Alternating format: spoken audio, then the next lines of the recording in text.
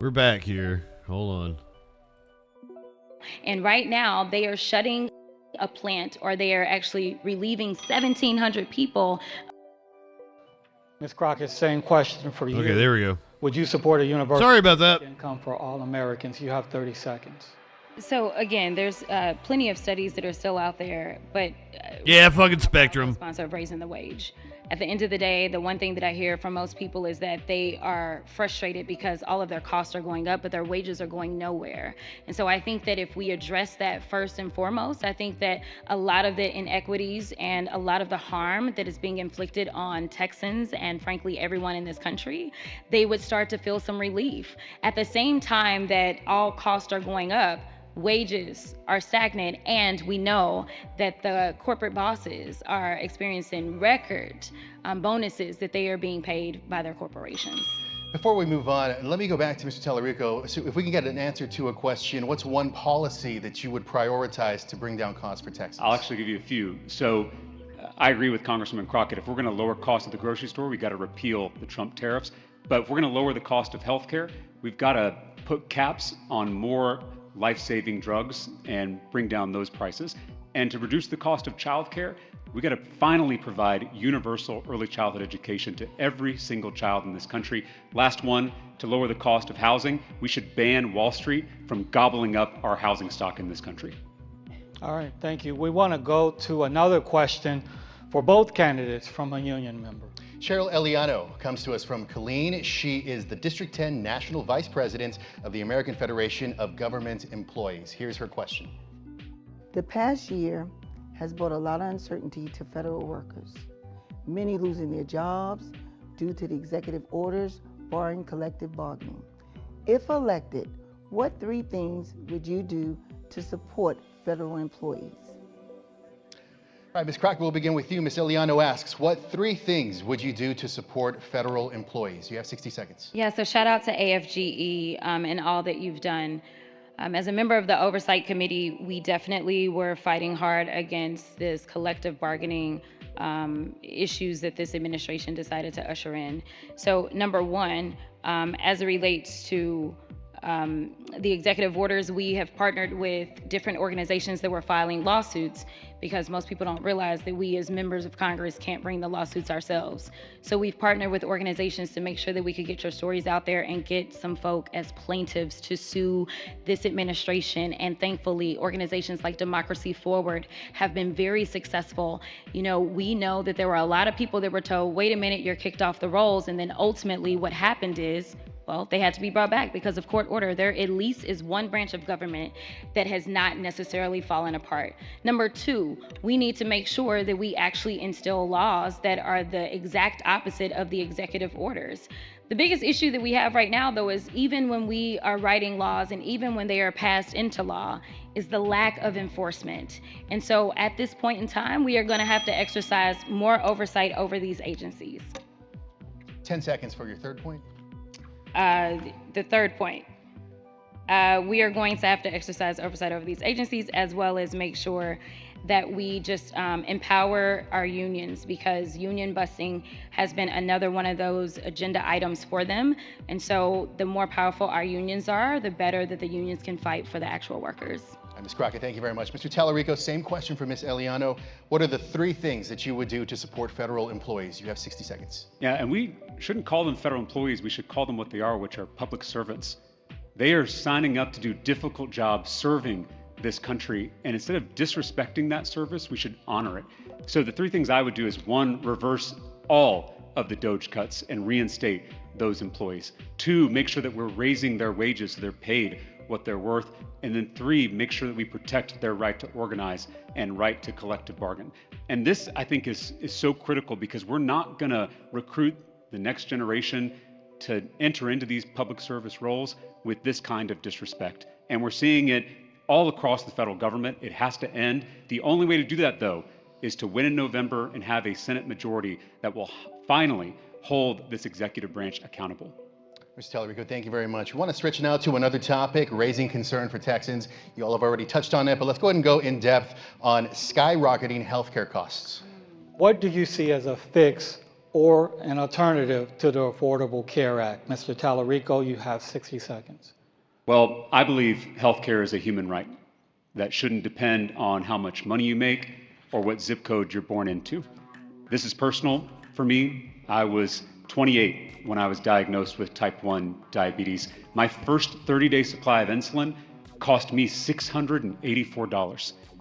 I couldn't afford that, so I put it on a credit card.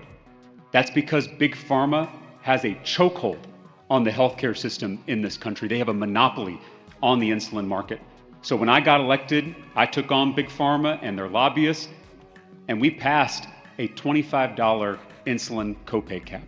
And then I passed a Bernie Sanders idea through the Texas legislature to import cheaper prescription drugs from Canada right here into Texas. That's the kind of bold leadership we need at the federal level. We have to reverse all the cuts made to the Affordable Care Act, and we have to allow every Texan and every American the chance to join Medicare. I think universal coverage should be a non-negotiable in the wealthiest country in human history. Ms. Crockett, same question. What do you see as a fix or alternative to the Affordable Care Act? You have 60 seconds. Yeah, so I am a proud sponsor of Medicare for All. I signed on to Medicare for All my first term. I'm currently a sponsor of it. I also signed on to a bill that Lloyd Doggett has. It's called the Care Now Act. And what this would do is force a state like Texas to end up expanding Medicaid. We know that in the state of Texas, we lead in uninsured in this country with over 5 million uninsured. What we've not talked about enough is how many Texans are actually on the Affordable Care Act and how they are impacted by these tax subsidies that were rolled back or allowed to expire in January. I was proud to say that while the Democrats are in the minority, we were able to go ahead and force through a vote in the House on extending those tax subsidies for 3 years. But that's basically a Band-Aid. And frankly, we were able to get that out of the House, but we are still waiting on the Senate to act. I think that this is about making sure that people understand that they want us to be pitted against one another. They want us to believe that there's not enough money to do it all. But the reality is that our budget is about our priorities. We have a multi-trillion-dollar budget. And so if we truly believe that everyone should have access to health care, we can make that a reality with bold leadership. All right, we want to hear from another union member who has a question for the candidates. Trevor Haas is based in Dallas. He is the District 2 board member of the Texas State Association of Letter Carriers with the National Association of Letter Carriers. Here's his question. Extreme heat poses serious safety risks for many workers, particularly in Texas. My union brother Eugene Gates Jr. collapsed while delivering the mail and passed away. What will you do, if elected, to help pass meaningful federal legislation to require rest breaks and heat safety protections? Ms. Crockett, we'll begin with you. How would you help pass federal legislation to require rest breaks and heat safety protections for workers? You have 60 seconds. I've been working specifically tirelessly on this particular issue. Eugene Gates was my constituent. And I will just say that I've worked tirelessly, and thank you so much to the Letter Carriers Union, because they jumped to it very quickly to make sure that I had as much information as I needed in that moment to make sure that we could hopefully prevent immediately another unnecessary death of another letter carrier. So ultimately, I worked with the local. We made sure that some of the things that they were not allowing them to do that historically they had allowed for, say, such as starting their routes earlier, making sure that they had some water breaks, making sure if people needed to work once the sun went down, that we immediately got to that. We also know that DeJoy, I made demands on getting DeJoy in front of the Oversight Committee so that I could demand answers of him. I then have followed up and sent him other letters, as well as worked with Congressman Kassar specifically on worker protections around heat issues and just environmental issues that workers not just at the post office face. But the last point I'll make about the post office is that we had funded the trucks to make sure that they had AC, and so I was focusing on making sure that there was a priority in getting those trucks to Texas and other states where they experience the extreme heat. Thank you very much, Ms. Tell. Ms. Crockett. And she got it in. 60 seconds to answer the same question. How would you help pass federal legislation to require rest breaks and heat? We'll give him another like 10 seconds, Well, I want to give fair. a wonky answer. We should abolish the filibuster in the U.S. Senate so that we can actually pass these kinds of bold pieces of Ain't legislation wrong. that are going to protect the rights of workers. Again, always look at our records, because at the state level, I fought tooth and nail against the Death Star bill that robbed workers of their ability to have basic water breaks in the extreme heat. And so that's exactly what we got to do at the federal level. Workers are under attack. And by the way, these Republican extremists who are pushing these kind of bills claim to be devout Christians. But if you read Matthew 25, Jesus tells his followers, "Depart from me, for I was thirsty, and you refused to give me a drink." To see these kind of self-righteous Republicans rob people of the opportunity to get a drink of water when we have 100-degree heat, to me is not only unchristian, it is immoral, it is repugnant, and we need leaders in the U.S. Senate who are going to call it out. All right, you mentioned the filibuster. We plan to talk about that later in the debate, but let's go ahead and talk about it now. Ms. Crockett, your thoughts on abolishing the filibuster? Yeah, we've got to do something. Again, they make excuses for everything that they want to make excuses for. When we look at the big ugly bill that was passed in reconciliation, that is a filibuster carve-out. The reason that we are experiencing the redistricting throughout the country right now is because when we broke quorum in 2021 and Nancy Pelosi was able to pass the Freedom to Vote Act as well as the John Lewis Voting Rights Advancement Act, they were held up because of the filibuster in the Senate. I don't understand what is more important than making sure that people have access to the democracy, have access to representation. And right now we're holding our breath to see whether or not the Supreme Court is going to fully gut what is currently left of the Voting Rights Act. And so I think that for very fundamental things, we definitely have to start there. Listen, I work in DC, so let me tell you something. There are not a lot of people on the Senate side that are going to say, hey, yes, let's do it. But I do think that we can get somewhere if we focus on looking at historically the fact that they have had these carve-outs, and we need to make it for, at a very minimum, our fundamental issues. Well, let's turn to foreign policy. Ms. Crockett, Okay. I have a question for you. What conditions, if any, should be placed on U.S. military aid to Israel? You have 60 seconds. Yeah, so when it comes down to aid, I want people to understand that right now, again, we have an enforcement issue in this country. We have rules. If there is a violation of international law, then we are not supposed to continue to send the money. We are supposed to stop the money. Right now, our issue isn't whether or not we're writing enough laws. Our issue is whether or not we are actually going to enforce them. And right now, as we have Republicans that control the House, Republicans that control the Senate, and a Republican in the White House, unfortunately, there's a bunch of cowardness instead of courage to decide that they are going to say, this is the reports that we have, and therefore we need to enforce the law. I'm happy to say that in May of 2024, I signed on to a letter that was led by Representative Jayapal. That letter actually went to President Biden. It was specifically on this issue and saying, President Biden, you don't need to authorize further munitions at this moment because there is evidence that there are problems and therefore there are violations of international law. Mr. Talarico, same question. What conditions, if any, should be placed on U.S. military aid to Israel? You have 60 seconds. As an educator who has fought for children, seeing what's happening in Gaza Conditions? makes me Just sick cut to it the my stomach. fuck off. I quoted a Conditions. theologian the other day who said, I screamed at God for the starving children until I realized the starving children was God screaming at me. God is screaming at all of us in Gaza as we speak. Yes, Israel has a right to defend its people, certainly after October 7th, the deadliest day for the Jewish people since the Holocaust. But Prime Minister Benjamin Netanyahu does not have the right to wage war against civilians. He does not have the right to restrict aid.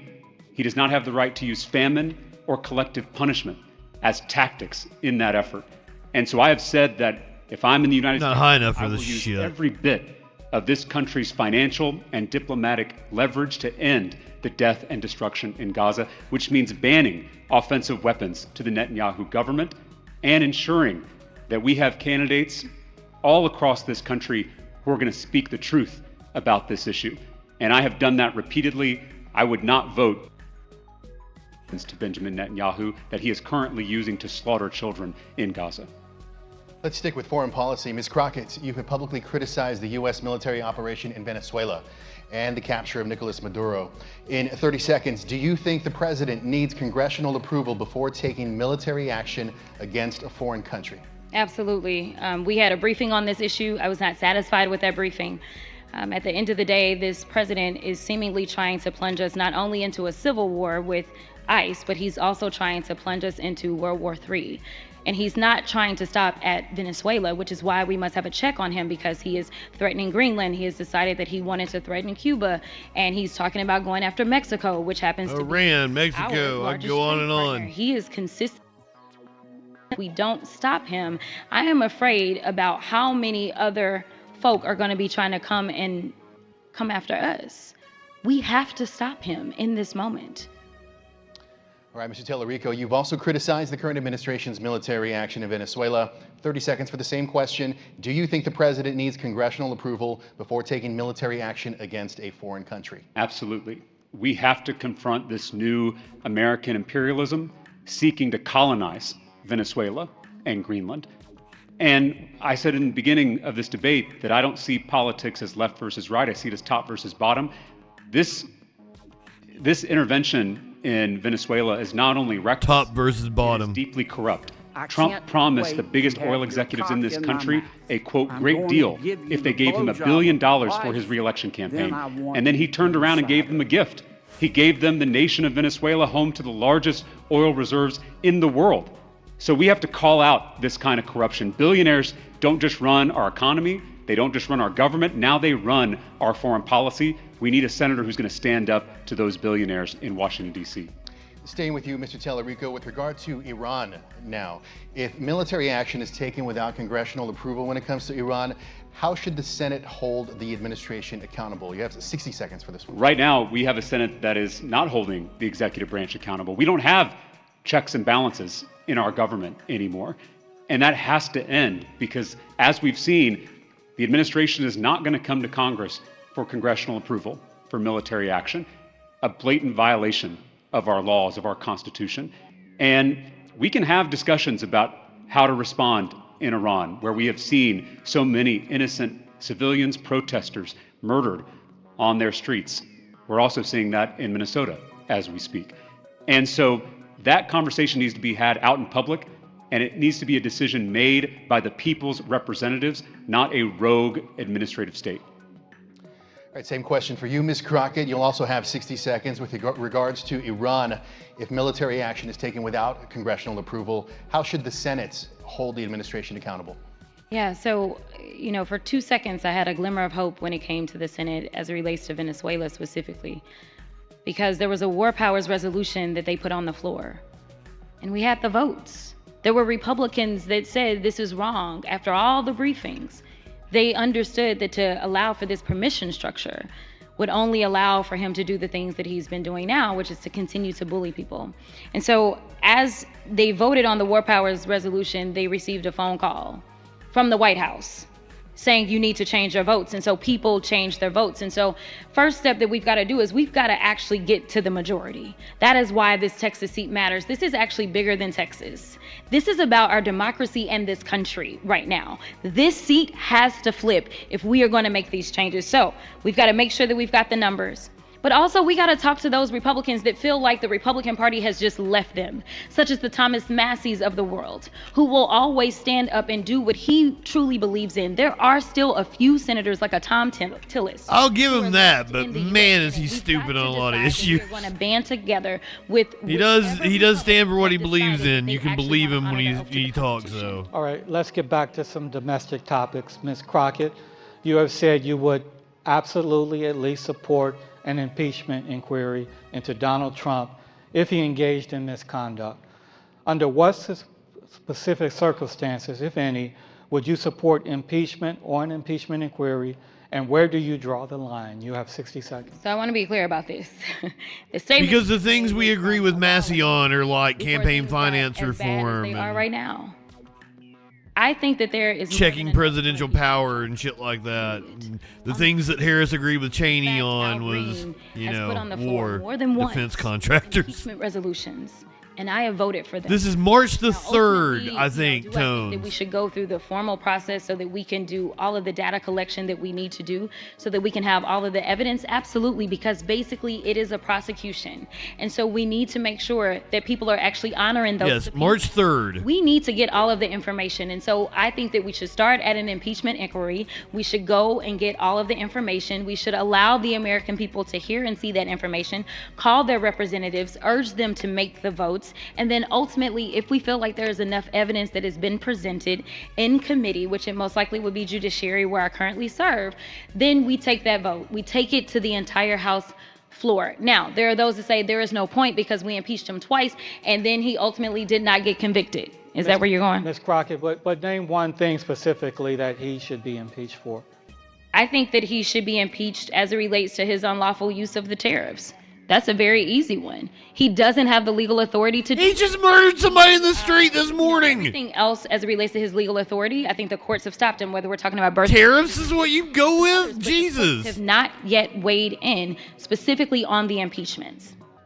The tariffs. All right.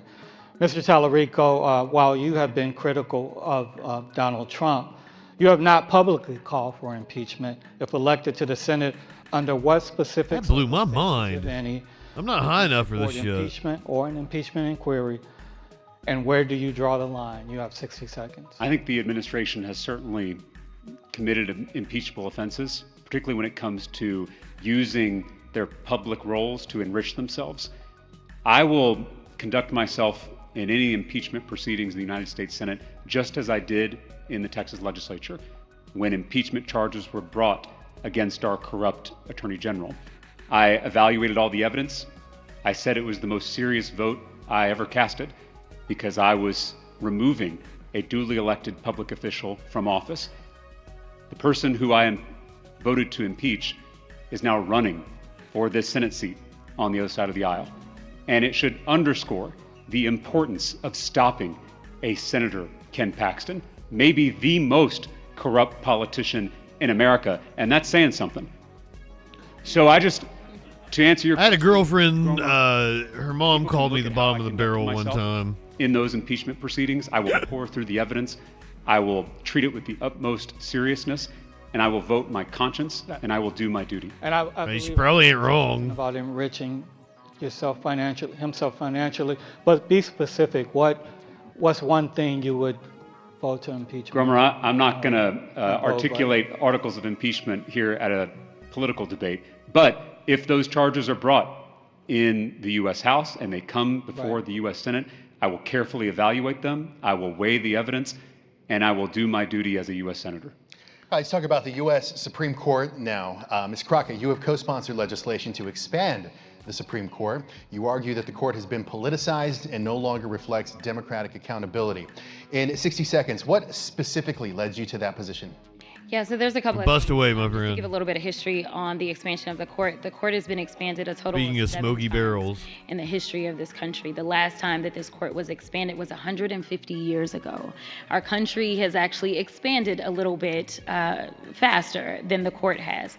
So that's number one. We also know, because of the games that were played in the United States Senate, we know that all 3 of these justices that he got to appoint, he shouldn't have gotten 3 appointments. We also know that we have seen continuous conflicts of interest, and yet they are not removing themselves from those cases. We've seen, whether we're talking about Clarence Thomas or others, them continuing to preside over those cases. And so, along with expanding the court, I think that we have to look at the other things that I've worked on as a member of the Supreme Court Task Force. We have to look at making sure that there's a term limit so that hopefully our Supreme Court justices can keep up with the times of the people and what is going on in our country. We also need to make sure that there is some type of ethics that this court has to abide by, because unfortunately, this is the only court in the land that does not have a rule of ethics, and there is only one body that oversees the courts, and that is the Well, they have a self-imposed United set of ethics Mr. that Talarico, they don't really the Supreme follow. Court, you've spoken about restoring trust in institutions and the rule of law, but you have not publicly endorsed expanding the Supreme Court. You'll have 60 seconds for this. If elected to the Senate, would you vote to expand the court, and why or why not? I've rolled out a comprehensive anti-corruption package, which includes overhauling the Supreme Court. I'm open to court expansion proposals. I think term limits for Supreme Court justices, Not even guidelines, like to reduce the mild comes suggestions. to these vacancies and help to have more evenly distributed appointments across administrations. And I agree with the Congresswoman that we have to have a basic code of ethics applied to the court, because we have seen that billionaires don't just buy members of the executive branch, including the President of the United States. They don't just buy members of Congress in the House and the Senate. They also buy Supreme Court justices. So if we're going to be serious about tackling corruption, it needs to apply to all three branches of government. And I encourage folks to check out my comprehensive anti-corruption package, which we detail on our website.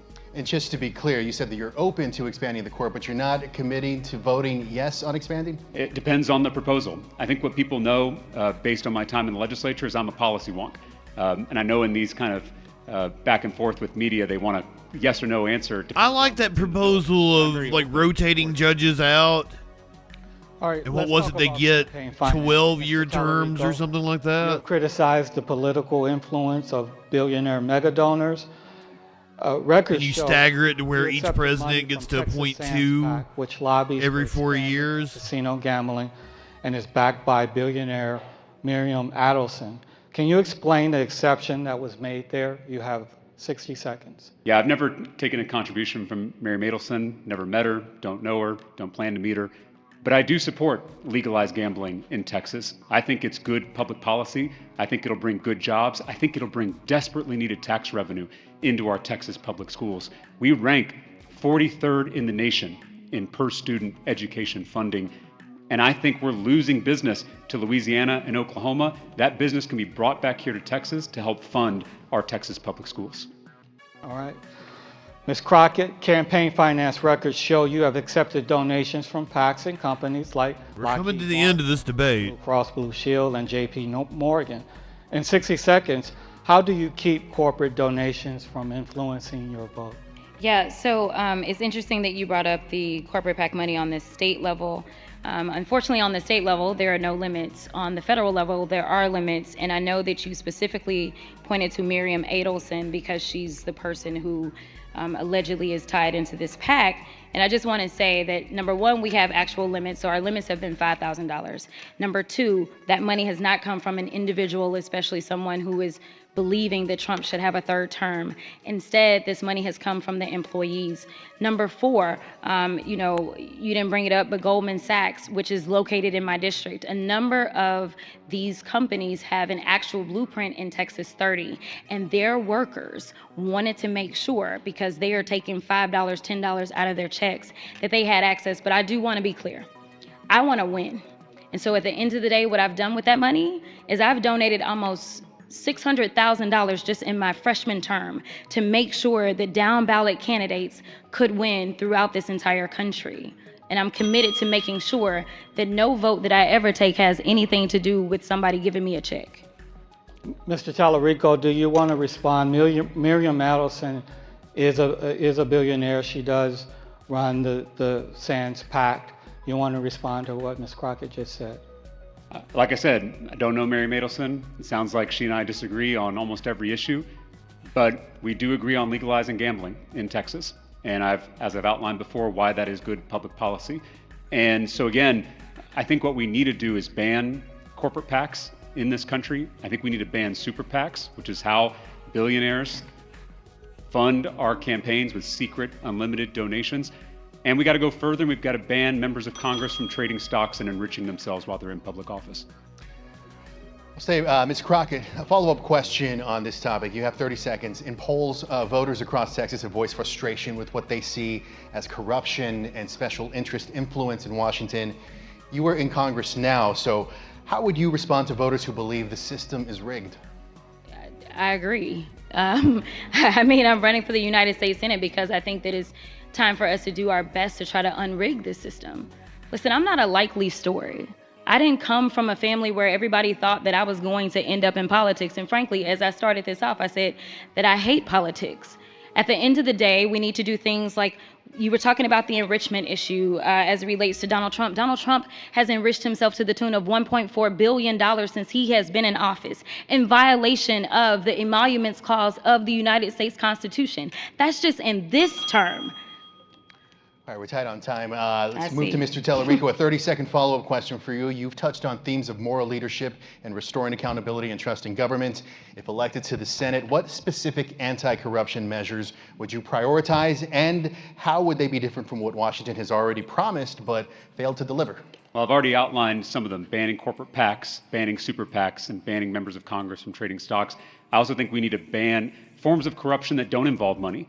I think we need a national ban on gerrymandering across every state in this country. I think we need to overhaul the Supreme Court, which we talked about earlier. I think we need to pass term limits so people aren't making a career out of public service. And I think we can require, through federal statute, that every member of Congress hold at least one annual town hall in their districts so their constituents can hold them accountable. That's the kind of anti-corruption package that can restore people's faith in this system. All right, thank you very much. Those are our questions, but the debate's not over yet because we want to move to closing statements. Mr. Oh, I thought somebody was coming out with the money in the bank. Well, thank you again to the AFL-CIO, and thank you to my friend Congresswoman Crockett for being here. And I just want to thank you all for being committed to this cause of flipping Texas and changing the politics of our state. I got into this because of my students. I got into the classroom in the fall of 2011, right after the state legislature cut $5 billion from our schools. I had 45 kids in one classroom. There weren't enough desks for all those kids, so I had students sitting on the air conditioning unit. It's unacceptable. And that's why I ran for the state legislature. It's why I flipped a Trump district that no one thought was winnable, by bringing people together to change this broken, corrupt political system. And that's exactly what we can do in this race in November. We have a moral imperative to win. And I know all of you are committed to that cause. All right, Ms. Crockett, 60 seconds for your closing statement. One of the things that you said just a minute ago was a lot of people feel as if the system is rigged. As someone who has seen up close and personal how badly things are working in DC, I have been fighting on the front lines in this corrupt administration. I am willing to take the chances that frankly most are not willing to take. I unfortunately have law enforcement that has to be with me all the time because of the death threats. I'm not telling you that so that you can send me your prayers. I'm telling you that because whoever goes to the United States Senate is going to have to be ready for real war. This is how bad it is. As I was traveling to East Texas last weekend, we received a phone call of a woman whose house they were having to go to because that particular woman had stated over and over and over that she was about to come and kill me. I am here to tell you that it is life or death as we see what is happening in Minnesota and otherwise. All right. I get death threats daily. I can't imagine what it's like to be a high-profile politician. Participating. We want to thank the Texas AFL-CIO for hosting, and we want to thank you for joining us. We appreciate you spending the afternoon with us from all of us here. Thank you for watching. All right, so that was the Texas Senate debate. Wonderwares, I like your name. That's kind of funny. You got to be crap to make her sound smart. I love that statement because what the fuck does that mean? You're trying to insult her intelligence. You gotta be crap to make her sound smart? Brother, you don't sound smart. But welcome in. We're glad to have you here. Oh, I think we may be waiting on another press conference out of Minneapolis. We're going to go to Care 11 here. I think they are actually giving a press conference right here. Shelly, Tones, Rulio. I haven't got to say hey to everybody. It's been a busy day. We've been doing the debate. Incident revert entities like the BCA, and you don't think you just sounded stupid with... That includes incidents... You gotta be crap to make her sound smart. And other high-profile incidents... You don't think that sounds fucking stupid? Minneapolis and across our state, not only in recent months, but in recent years.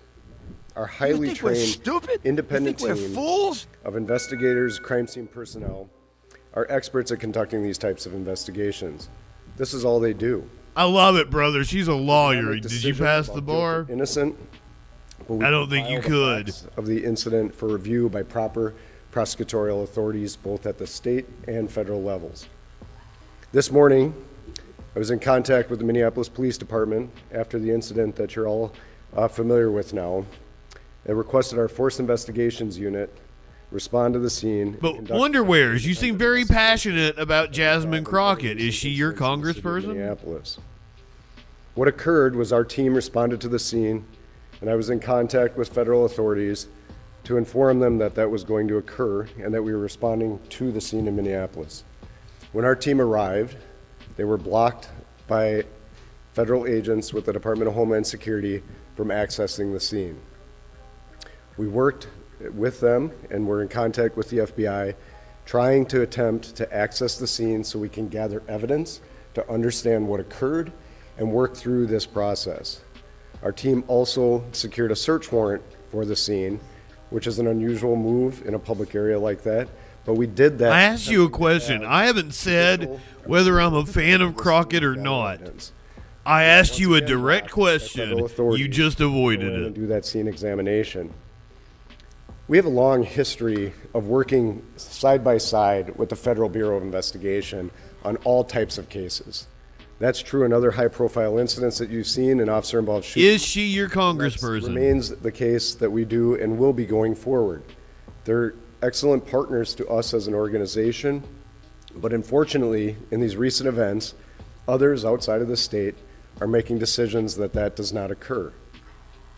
So we will continue to investigate this case and others that we have recently been involved with. You on cheats on me, she kissed if I him. didn't state that it will be difficult to obtain all of the evidence and information contained with. Okay, she's not your congressperson. It is Then my why are you all up in your feels at this triggered time by her? that this case Why are is you now emotional? by I think you're too Department of Homeland emotional, Security, sir. Homeland Security John Andrew, welcome in. as an investigation into this matter, and not the FBI leading that at this point. No, she's certainly not dumb. I have issues As with her, the and she is not one of my gathered favorite congresspeople at information all. and conducted crimes But like, she is evaluation not dumb. After they left, we were attempting to. Why the fuck do you care? Scene examination. Why are you emotional about her? Scene. It weirds me Federal out that agents right-wing that cleared the propaganda scene, gets as you was dumb previously shits said, worked the up state over and something local that doesn't police matter to have you. If from the she's not beginning your of this, providing congressperson, protection she of has that no scene bearing alongside on your life federal agents trying to whatsoever. Allow us to do our work. We're unable to hold that scene, and it got. Mitch McConnell was the leader of the Republicans, though. In the Senate, that becomes a little The team different. is aware of the videos that you've seen. We're talking about what, a first-term, second-term congresswoman? To our team going She hasn't even forward, been there that continue long. A full investigation to the best of our ability with what we have. No, explain to me why you're emotional about her, my friend. Fairly independently. I'm coming at you in process good and faith. transparently Like, I don't understand right-wingers. Provide that You guys recommendation blow my to fucking mind because you get upset about the dumbest shit. You know, we're in uncharted territory here. It's been a long-standing understanding, both in our state and across the country, that. Do you see where I'm coming from, brother? Like, I don't think of me as some libtard or something. Like, I've been in the news business for almost 3 decades. I know senators and congresspeople, governors. There certainly can be a new process. I've been doing this a really long time. Government would like to do that, and federal agencies. Are you intelligent? I have a degree in philosophy, provide specifically focused on politics. citizens to understand what that process will be, and so we. Can will you continue have a conversation with me? cooperation? I'd continue to ask that we provided access. I don't think you're speaking as if you have intelligence, my friend. that And what we I together see a lot of with all our times federal is partners that so we little can tiny dick understand what men occurs in any are process. intimidated by a And not so woman who much is the incredibly technical intelligent, complex incident very regardless of the video that you see.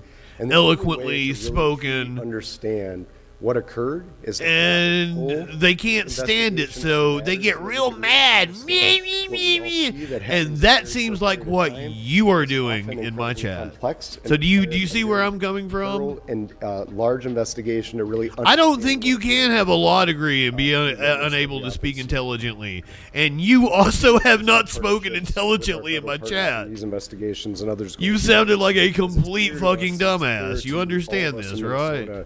That we at the state and local level have an Like expectation. Rush Limbaugh, man, before he died, I'm listening to you. Please tell, because the only thing you've said is she is stupid. You not provide supporting arguments. You just seem intimidated by the strong woman. Continuing to work on these sorts of incidents. Can you, hey, would you like to call in? Investigations at the request. Brother, I take phone calls. Let me open up the phone lines. You can hop in Discord if you want. Please talk to me. I want to have a conversation because I don't get where you're coming from.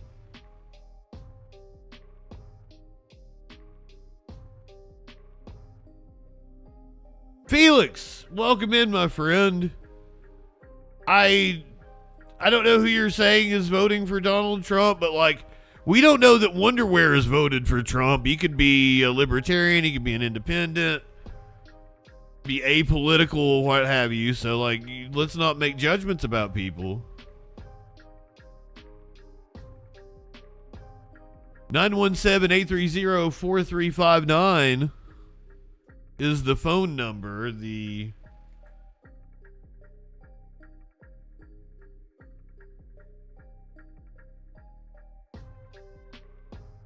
Wonderwears. Again, this is a perfect example. The only thing you have said, the only point you have made is that you think Jasmine Crockett is stupid. And that's insulting. All you did was come and lob insults at Jasmine Crockett. But you think I'm interested only in insulting. Blows my fucking mind, man. Please talk to me. Do you see where I'm coming from? Like, that's all you've done is insult Jasmine Crockett. I'm asking you why you're doing it. And you can't even form an intelligent, cohesive argument and provide backing statements. All you can do is say she's stupid. So, my view on it is that you're fucking stupid. Please understand. Please understand. And I don't mean to be insulting. I would, if I have got you wrong, please correct me, have a conversation with me. 917-830-4359, or you can hop in the Discord. I would love to talk to you.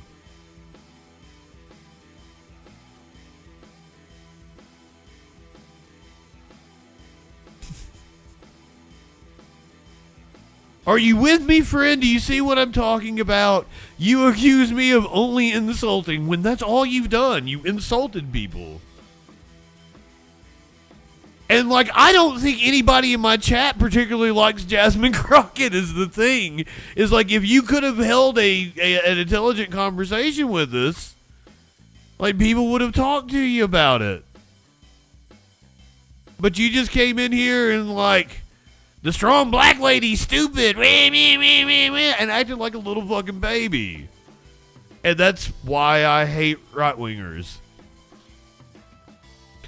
Breakdown, just call right-wingers fucking morons.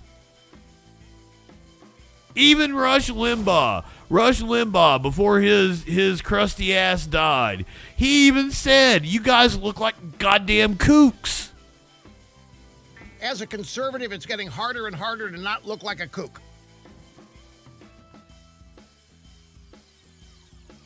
Because you can say a lot of things about Rush Limbaugh, and I have, but the man wasn't dumb. Where else, by having an independent judge agree that a scene and matter being investigated by the federal government, and they would not allow us physical access to this is live in Minneapolis currently.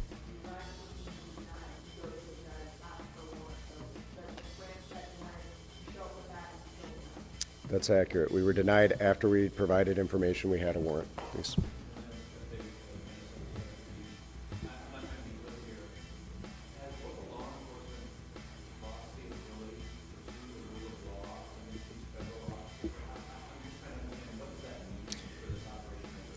Yeah, the question was about has local law enforcement lost the ability for the rule of law. I will tell you that I and other law enforcement leaders continue to have discussions about this. It is important for people to understand just across Minnesota that, So this is the state agency, the Bureau of Criminal Apprehensions, and apparently they have been blocked by feds. Local and federal and then tribal and territorial. Normally, and under normal circumstances, we work hand in hand in partnership on a variety of different criminal investigations. Each and every day, BCA agents and local law enforcement across Minnesota are conducting violent crime investigations, drug investigations, human trafficking. We work together with the federal government. A shit could pop off tonight in Minneapolis. You're seeing a place for a variety of reasons. The shot of the protest to the left. Find a path forward. You've heard various people say that we need to look to turn the temperature down. I look to turn the temperature down not only because of a situation that all of us want to be in across the state of Minnesota to be safe in our homes and communities each and every day, but importantly so that we aren't in a position where there is a standoff between local, state, and federal law enforcement authorities. We have a long history of working together in partnership, and we need to keep in mind that we're all safer, we're all better together when we can do that collectively together. One more at the far end and then one more after that.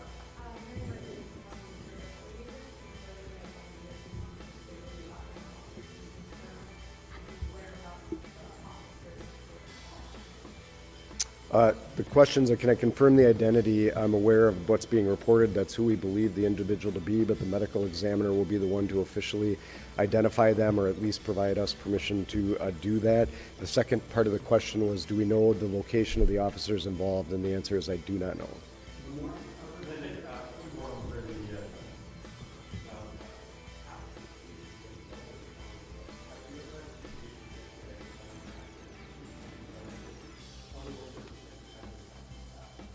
So the question was, have I ever had a situation where federal authorities denied access to a scene?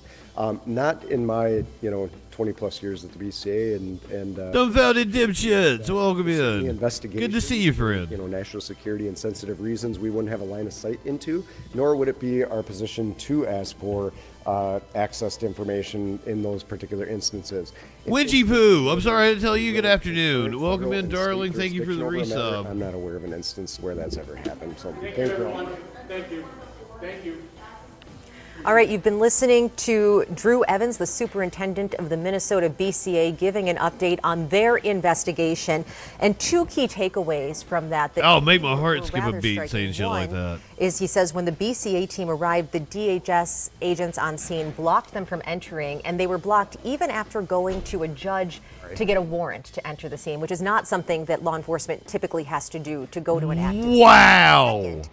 Was that, to his knowledge, DHS is leading this investigation, not the FBI. And as you know, because we have covered a number of officer shootings, it is very atypical for the agency that the officer worked for to lead the investigation. I might even say unheard of. Completely unheard of. Did also say we are in uncharted territory, that they have a long history of working side by side the federal government, and so this is a very unusual situation. Like you mentioned earlier, we have law enforcement calling out other law enforcement, and that just doesn't normally happen. It's been a while since we've heard from the inset picture I just put in down there, the one in the bottom right hand corner, that's BG on the scene. Called the White House anyway. And I think that is on the flip side of what the and this is what he said. News is showing. The gunman's gun loaded with 2 additional full magazines and ready to go. What's that all about? Where are the local police? Why weren't they allowed to protect ICE officers? The mayor and the governor called them off, ? It is stated that many of these police were not allowed to do their job, that ICE had to protect themselves. Not an easy thing to do. Why does Ilhan Omar have $34 million in her account? And where are the tens of billions of dollars that have been stolen from the once great state of Minnesota? If I have any right-wingers in here, she married somebody. Fraud with billions. That's how her net worth shot up. She just married a dude that was worth that much. The Democrats' open border policy. We want the money back, and we want it back now. Those fraudsters who stole the money are going to jail where they belong. This is no different than a really big bank robbery. Much of what you are witnessing is a cover-up for this theft and fraud. The mayor and the governor are inciting insurrection with their pompous, dangerous, and arrogant rhetoric. Instead of the sanctimonious political fools, they should be looking for the billions of dollars that has been stolen from the people of Minnesota, the United States of America. Let our ICE patrol do their job. 12,000 illegal alien criminals, many of them violent, have been arrested and taken. It is almost 4:20 on the East Coast. Something far worse than Curiouser just walked in. Let me see if I can get her in here and I can get us some Sun Rocks packed. Maybe 2 hours ago now at this point. And again, should point out that the numbers that he's using there, I mean, the fraud is obvious. We have reported on that at length for the last several years here, the fraud that is happening in the state. But talking about the 12,000 illegal aliens and violent criminals that have been taken out of the state, our local law enforcement and our local governments are. Less than 2 minutes if you'd like to join me for 420. These numbers are coming from, and we have reported extensively that some of the people that ICE is claiming to have arrested during this operation. Kind of feels weird to do that while she's reporting on this fucking horrific story. So it's unclear. We just don't know. We just don't know how to confirm that. But it's the little things that get you through the day. Who was just in that striking news conference with the BCA, because so much of the controversy today has been the back and forth between the federal government and state and local officials around cooperation. Who gets to investigate? Who should be leading this investigation, who has access to it. So Kent, you were in that news conference. Can you tell us what struck out to you? Yeah, the two words that you mentioned just a couple minutes ago, and it's uncharted territory. This is coming from a man, Drew Evans, the superintendent of the BCA, who doesn't speak lightly. He's very calm. He doesn't speak beyond what he knows. We didn't hear him speculate about this shooting. We didn't hear him name 20 seconds until 420 on the East Coast. This is a man who leads very careful investigations, and he is saying in his 20 plus years of working cooperatively with federal authorities, he has never seen anything like this. It is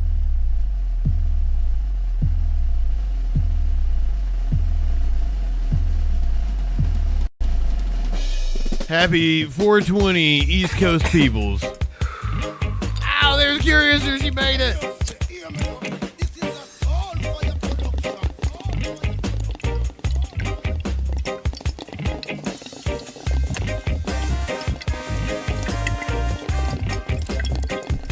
She lost a cat.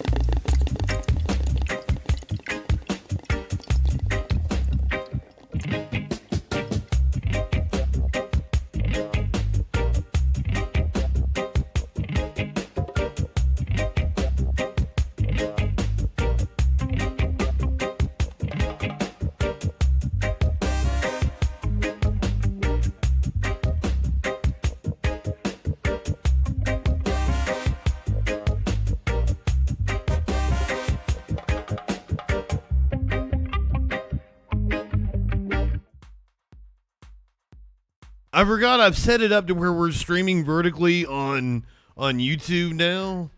Oh, were you looking at it?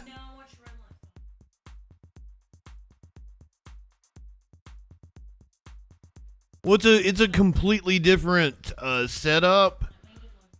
So, but I didn't have it set up for the 420 thing, so I have no idea what it did for the people on YouTube for that are doing the vertical. Everybody that's doing horizontal on YouTube is the same. It has been for years and years. They're trying to do this fairly and not jump to any conclusions. So I don't know who this dude is with the glasses there. Now it's worth pointing out. You see a live shot of the protest there on the left, and then the flip side of that protest on the right. What we have heard many times is that the federal government says that they're not getting cooperation on their mission, not these investigations, but on their mission to enforce immigration from state and local authorities. We heard the vice president this week say that what do you mean by that? Authorities told him that they were trying to locate sex offenders and they weren't getting addresses.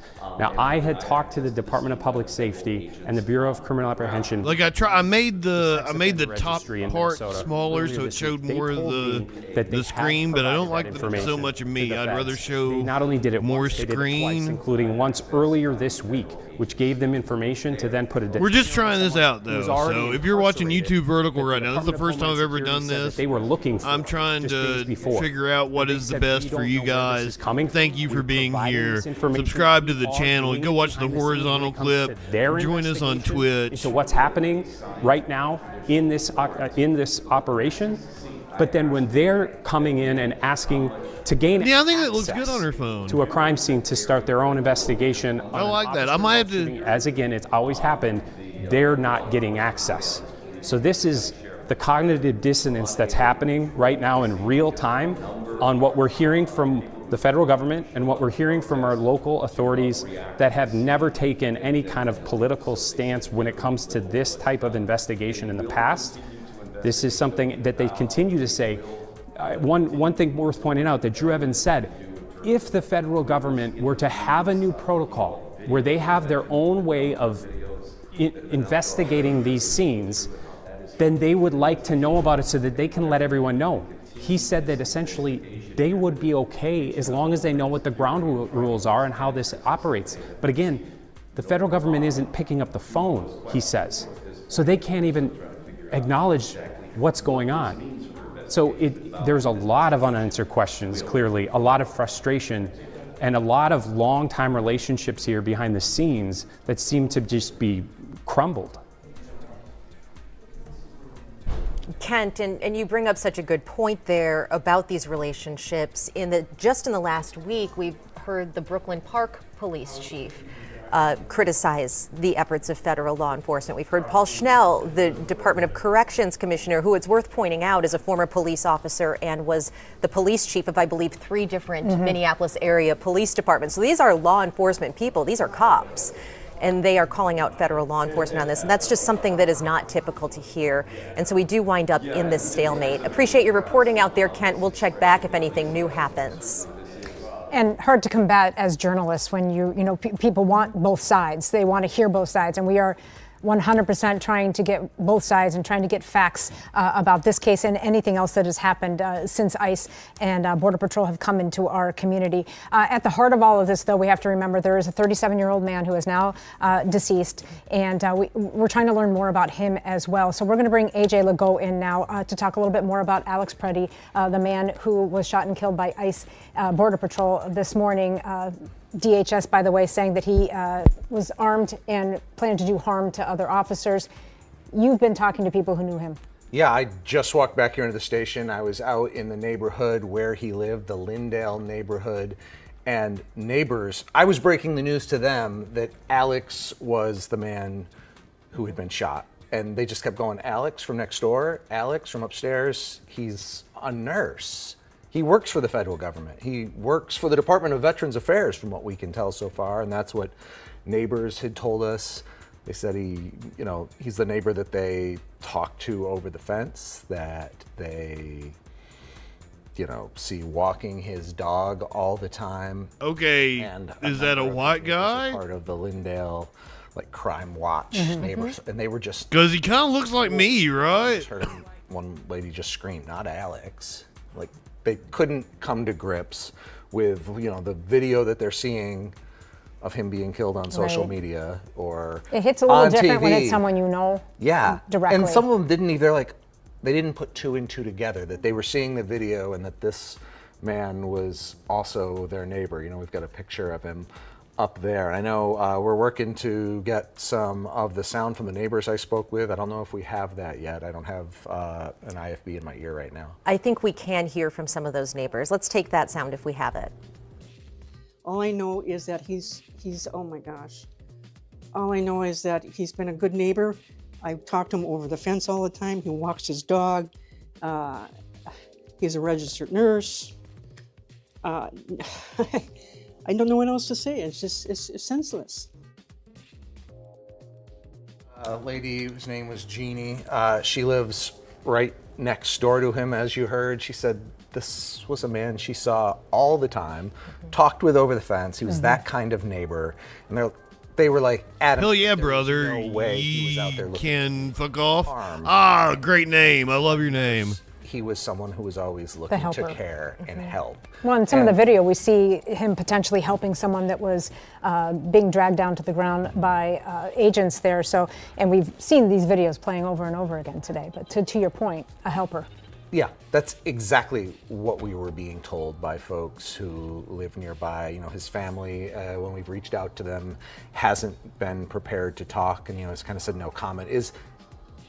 As you would understand. As you would right? absolutely Can you imagine understand if the that was horror? your family or my Yeah. family. That's the response you get. But neighbors, when that lady you just saw, we just played that clip from her, found out she was standing in her doorway talking to another. I've talked to DJ "Hey, Dub there's a today. guy from I the don't know news, that it's he has Alex," been in until she chat. just let out a wail, like not Alex. I'm wondering, and they're neighbors, so they may not know him super closely, but Sure. did they know about, was he someone who was a regular protester? Was he someone who was one of these observers at scenes, or were they surprised that he was even there? They were surprised that he was there, and they were absolutely floored that he even owned a firearm. They didn't know, and if it was the video we've seen from him out there, even at this protest, you couldn't see the firearm early on. This wasn't somebody who was walking around with a gun on his hip all the time. One gentleman said to me, I kind of thought he leaned the other way, like it wouldn't be somebody who had a gun because he was a nurse. But yeah, I have talked to DJ Dub today, guys, so he's safe. It is. They in were fact, they were surprised by that. The chief fact. has confirmed it was a legal gun and he did have a permit to carry. So we do know that. Whether anybody, and that goes to character witnesses, obviously, but people don't know people, either. So, I mean, it's just, it's hard to make She any just assumptions. keeps taking off layers of clothes. Certainly, and over you here. know, She's pulling off, neighbors like, here in 2 Minnesota shirts. are not. She's taking off a pair of pants. We She's stay got out of complete each other other's pair of business. pants. That's under what them. we do here. And How many that's pairs what of pants they have all you got told me on? was like, he's a very kind man. He's a man we spoke with regularly. We haven't been into his home. Right. I mean, that was kind of the response, but I can just. Oh, is that what you walked through the city in last talk to night? Folks and other people were walking by with their dogs, and they're going, he lived here. Oh, he was the man with the dog, was what we kept hearing. That's how they knew him, the man with the dog. The man with the dog, or Alex from upstairs, Alex from over the fence. And I can't believe there are people AJ, thanks for your justifying reporting his out murder. there. I mean, I know we'll get a fuller picture of Alex Preddy in the hours and days to come, as Certainly. we're able to speak with people who knew him more closely. Maybe But his family at some Yeah. point. Yeah. Oh, we do have some new pictures actually of Alex Untold, so if we can bring those up again. As the day goes on, more videos are coming in, more pictures are coming in. We're starting to learn a little bit more about the man at the center of all of this. This is 37-year-old Alex Preddy, shot and killed by federal agents this morning in the city of Minneapolis on Eat Street. And we're told by DHS that he was carrying a Are we weapon, great and they claim yet? that he planned to do harm to as many officers as possible. We've been watching the videos Shit all could day. pop We've been off talking to use of tonight. force experts, and it doesn't necessarily match up at this point. Yeah, but we actually do have some sound we want to get to from Greg Bovino from Border Patrol giving his perspective on what happened there. AJ, thanks for your reporting on All Alex right, Preddy. we'll be back. This is only the latest attack on law enforcement. So yeah, this is Greg Bovino saying that Have been attacked, he attacked shot at, doxxed, had their family members ICE threatened, agents. and as we have seen, more than 100 vehicle rammings over the past year against federal law enforcement. We will not allow violence against our law enforcement officers, and we need state and local help, state and local law enforcement, to help us coordinate to get violent criminals off the streets. All right, that was Border Patrol Commander Greg Bovino, who has been in Minnesota during the last few weeks of Operation Metro Surge, talking about their perspective that they believe that Alex Preddy was there to do harm to law enforcement, which, the neighbors did not see him as that type of man. Right. But again, we don't know. We're waiting for this investigation to continue. And certainly our condolences go out to Alex Preddy's family to lose a loved one, a son, is unimaginable. Unimaginable is right. We are continuing to follow the story. We're continuing to bring you as much information that we can Carla, welcome in. verify just as soon as we possibly can. We also want to let you know that DHS Secretary Kristi Noem is planning a press conference at 4 o'clock, which is about 28 minutes from now. So, of course, we will bring that to you as soon as that happens. We will take that live here on air on KARE 11, KARE 11 Plus, and, of course, KARE11.com. We do want to go to our Raya Katene, who has made it out to the scene now to fill us in on how things are going down there. Raya? Rena, we're right in the middle of 25th and 26th Street and Nicollet Avenue here, and we've been out here for about 20 minutes now, and I want to show you what struck me the most when we first got out onto the scene is this effort that has now popped up of neighbors and volunteers coming together. These are tables that have been set out here. There's water, some snacks, hot water, and hot coffee. And if we want to take a little bit of a walk down here, I'll also show you, we went inside the Copper Hen not too long ago. This is a restaurant. It's called a cakery and a bar and kitchen that is opening its doors because the kitchen is now closed. This street is known as Eat Street, so there's a lot of restaurants and cafes, that sort of thing here. These shops have now closed down. I like my ice crushed. Is they've opened their doors sort of as a warming spot for anyone who's still out here protesting, and they want to be able to provide a safe space for folks. So if you're able to see folks coming in and out this entire time, there's also some hot coffee out here. And then also when we walked in, okay, the inset video, they are at the go ahead and take a left site. Medical attention. Go ahead and what was the guy's name? I didn't catch it. There are also medics in there who are providing any sort of assistance. Do we have a name now, right? Still a very visible demonstration and rally going on near. Apparently a nurse. That right behind me, there's some flags that are being flown, a lot of sign, of course, and a lot of really loud chanting. But again, I just wanted to point out this effort that we've seen on the ground since the moment we came down here, which is people coming together to provide a little bit of relief for folks who may have been out here for several hours now, because again, this all unfolded at about 9 o'clock this morning. Raya, if you tell us, what are people there telling you why they feel compelled to be there? I mean, it is below zero. Nurse Pretty. And this has been going on since 9:05 this morning. So are people talking about why they want to stay there, why they keep coming down to the scene? It's a lot of what we've heard before, Rena. I actually approached a couple of the people who were at the door that I thought were workers here at the Copperhead, and they said, no, we're just volunteers, but we want to be out here because we want to show our neighbors that they are not alone, that we stand in solidarity with them. A lot of the folks that are out here are carrying the same signs that we've seen before, expressing their frustration and their anger that this is once again a situation in which Minneapolis is in the headlines for all of the wrong reasons. They say a neighbor has been killed yet again at the hands of a Border Patrol agent. In this instance, and they're frustrated and they're extremely angry that the federal government, they feel as though, is not listening to their demands, that they want ICE to get out of Minneapolis. All right, Raya, thank you. And I think that there is this sort of juxtaposition. Yesterday, in equally cold temperatures, we saw tens of thousands of people in downtown Minneapolis. The fucking NRA, where are they? Texting me saying, I can't believe Minnesotans are out there in this weather. And I said, well, we're from Minnesota. It's what we do. It's still very, very cold. But then, you know, and both Republicans and Democrats in their statements have pointed out that we had that large, peaceful scene. Well, Patriot Watcher, what you're saying is flat false. We've all seen the video. He did not draw his weapon on federal officers. By federal he was a legally armed citizen, a nurse, going to have a news conference at 4 o'clock. A fucking hero, and you are a Senators Klobuchar and Smith, and also Minneapolis scumbag for coming in here and trying to slander him. News conference at 4 p.m. Sorry, my friend. How we're going to handle that yet, but we'll make sure. So we got a news conference coming up at the top of the hour. Get the information. Obviously, this is both sides here, so we want to make sure that we get both of those to you. We'll bring you. Oh wow! Well, it's going to be the. We've already heard today. Once the feds. We've heard from the Minneapolis Police Chief and the governor and the BCA, and we've also heard from Border Patrol Commander Greg Bovino expressing his point of view from DHS. It was his agents, Border Patrol officers who were there on the scene. They say that they were there as part of targeted enforcement in the area. And then Alex Preddy approached them in our video. I'm sorry, I've been saying it wrong. We have seen from the scene, we see him almost directing traffic kind of in the area. I watched slow motion too. Confrontation and struggle never drew his weapon. Why would you lie? You're not a patriot. If you are cheering on the government killing a citizen, violating his rights in the streets of America, you're not a patriot. To show you those videos, and if we get more in and we can vet them, we'll bring those to you as well. I do believe Jessica Hart is down at the scene now. We're going to check in with her to see if anything has changed there. I know it seems like it's been fairly stable there for you for change your fucking screen name, government cuck. Yeah, you know, a lot of people are starting to leave, but some people are still coming. So it's hard to get a gauge on how big this crowd is with so many people moving. But earlier I mentioned that there were people on the Oh, hey, DJ Dub.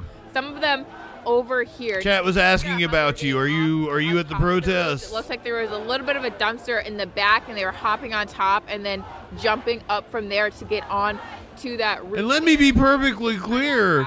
I am aware that the Supreme Court has ruled that you can use lethal force It was like right at that intersection against a cop. But then if they are some of these businesses are actually trying to do something illegal to you. people to come in. They're coming in to get warm. Someone actually brought out some tables too, and they have some water and hand warmers for people to pick up while they're out here protesting.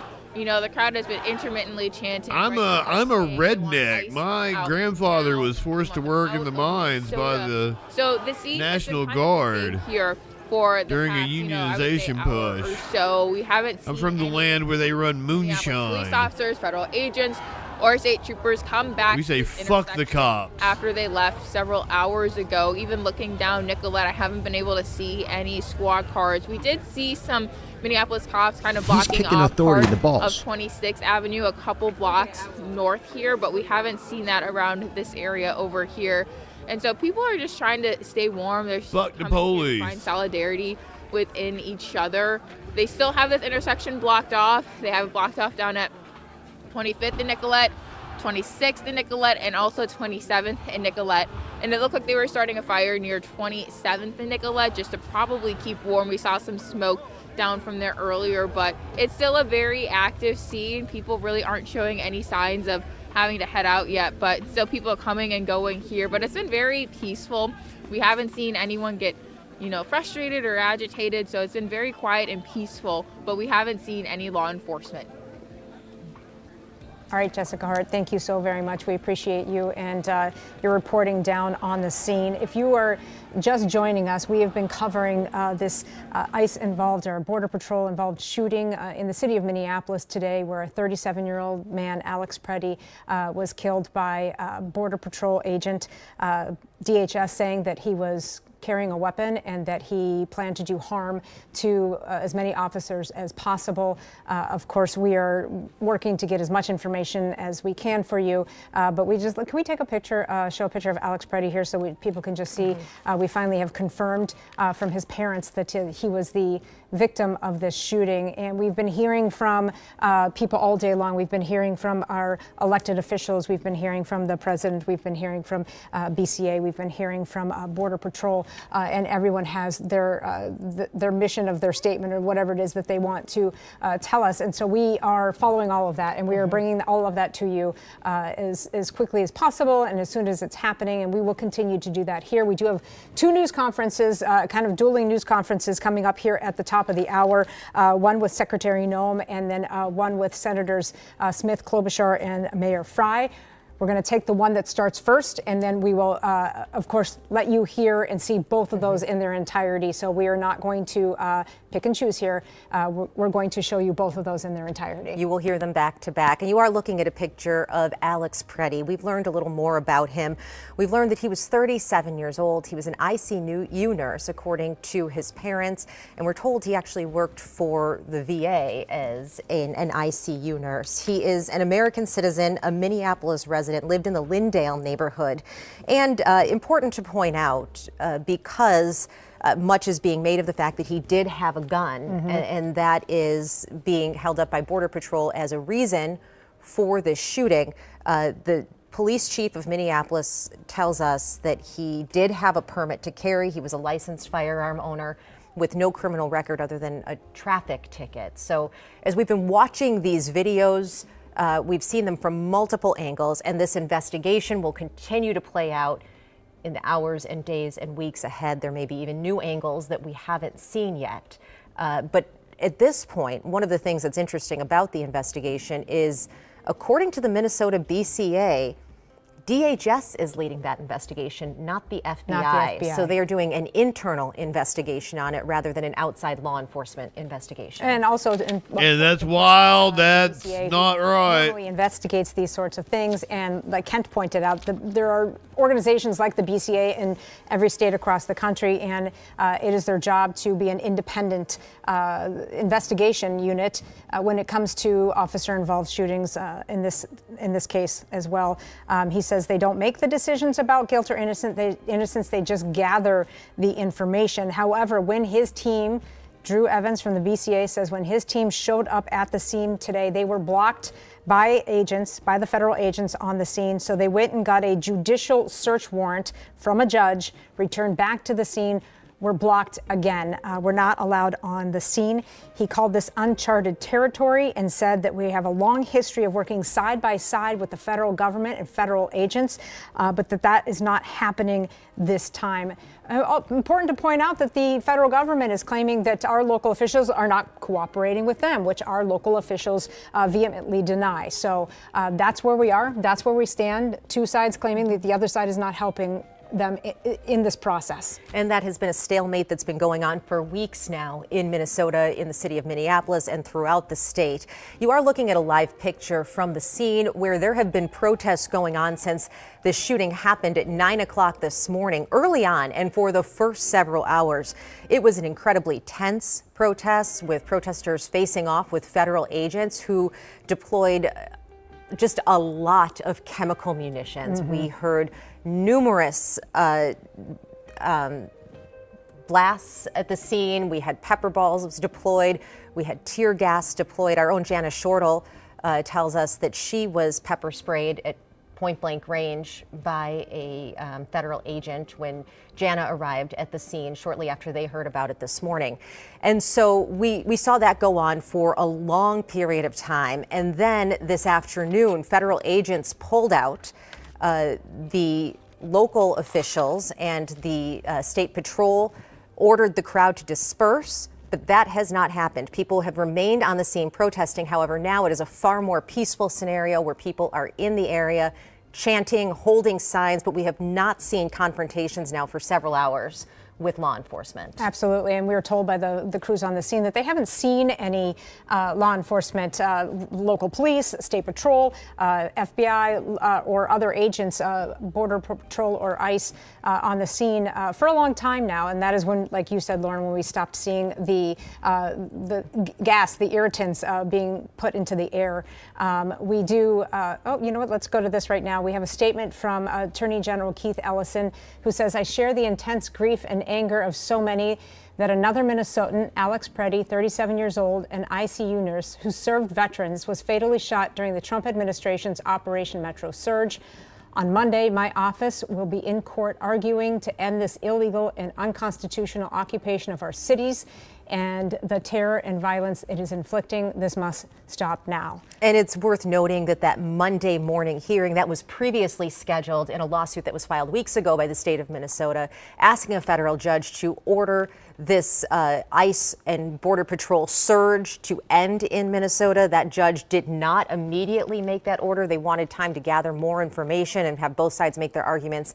There was a previously scheduled hearing tomorrow, but now that hearing is going to happen in the backdrop of yet another fatal shooting of a Minnesota resident by federal agents. And again, you're seeing that person, the victim of that shooting, Alex Preddy, 37 years old, from the city of Minneapolis. And again, just to put context to the situation, the other picture that you're seeing there is a live picture at the scene of where this happened this morning. Again, just after 9 o'clock this morning. Protesters have been gathering there all day, even in these sub-zero temperatures. It's actually gotten warmer, if you can believe that, minus 10 below actual air temperature, I think, earlier today when all this started out. People obviously coming down there feeling compelled to be there for whatever their reasons are. But again, Lauren, like you mentioned, much more peaceful than it was when law enforcement was on the scene. We do know that State Patrol came by at some point and asked people to disperse. We do know that Governor Walz came on the air in a news conference telling people to leave the area, to please go home, please do not damage or destroy our city. So there are some government officials that are please asking people to do what they're doing now, which is actually protest peacefully as long as it stays that way. Yeah, we want to show you the videos again because at the heart of this is what happened at 26th and Nicollet earlier this morning at 9 o'clock. And we have videos now from 3 different angles showing the shooting and what led up to it. We are stopping these videos at the point that first shot is fired. That's an editorial decision we are making because we don't feel comfortable showing a person's death on TV. So we're going to show you what leads up to this shooting. This is the first angle we were able to see from across the street. And part of why it's so important for people to get a look at these videos is to make their own judgments. We're hearing 2 very conflicting narratives about what happened, and these videos do shed light on what happened here. So in this video, you see the 5 Border Patrol agents on top of Alex Preddy, and then we pause the video immediately after that first shot is fired. And you can see there's another, what appears to be an agent, looks more like in plain clothes there with the tan jacket on, that appears to perhaps pull a weapon either off the ground or out of Alex Preddy's waistband. We're unsure of that at this point. But we're stopping it right there, not just because of the shooting, but that's also where you can see that agent leave the scene with the gun. That is before Alex Preddy is shot by officers. That's not making any statement about innocence or guilt or what happened here. We're just showing you the videos and trying to make sense of what we're seeing. And we're getting them from several different angles here. And of course, we do expect with the number of people that are out there and potentially security camera video that we might get some more video, maybe even some more angles here. And this angle is interesting because it's a little hard to see here, but if you go in, when it slows down, it zooms into Alex Preddy's hands as he is on the ground, and it appears that his fists are balled up and you don't see a weapon in his hands. Now, what we can't tell you is what happened immediately before that. Right.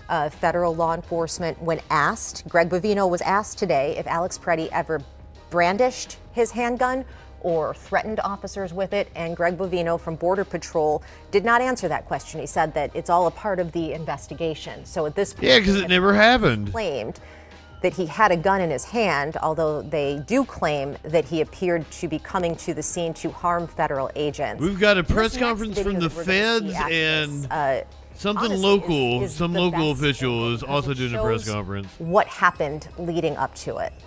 Yes, you can see here, Alex Preddy appears to be directing traffic and then videoing at the same time, as you can see there. At some point, there is a woman either tackled by agents or perhaps sprayed. He appears to go over to give aid or to help her in some way. I don't want to say that as a fact because I don't know that to be true. You can We're going watch to it see here it in just a moment. Yeah, here you can in see here in a video. second what happens. Yeah, there you see the federal agent shove a person, and then Alex Preddy goes over to her. And we don't know what he was trying to do, presumably pick her up or. And he's being sprayed with shit the whole time. Her, and then we now know what happens next here. So these are the videos that we have right now. These are the only videos we've been able to vet and verify are true.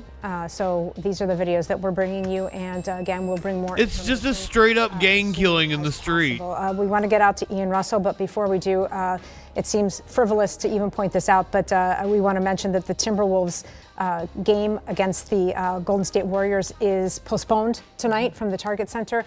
They do plan to have that game again tomorrow at 5:30. It will be at the Target Center, but the NBA, the one releasing that information, saying they wanted to keep they just want to make sure that everyone is safe and that there's a safe environment in the community. Also, the Minnesota. In the inset picture, you can see the an hour early memorial that has been set up. Yeah, and some of that is that they don't. Certainly, there's a law enforcement effort when you have that many people coming into the city for something, and they don't want to draw, I'm sure, Minneapolis Police and Hennepin County Sheriffs away from the work they need to do at the scene of this shooting. And important to point out, too, when you mentioned the Hennepin County Sheriff, Sheriff DeWanna Witt asked for the National Guard to come in and help. And so her plan or her idea was to have them go to the Whipple Federal Building, and they will help there so that her officers can be elsewhere in the community. So we do know the National Guard is in town.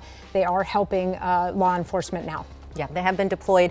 It was asked at a news conference how many National Guard members have been called up, and they declined to answer that, just saying that it's enough. It's enough for the mission that they have right now. All right, let's get out to Ian Russell, who is out at the scene again. And Ian, it seems peaceful there, but there are a lot of people still there.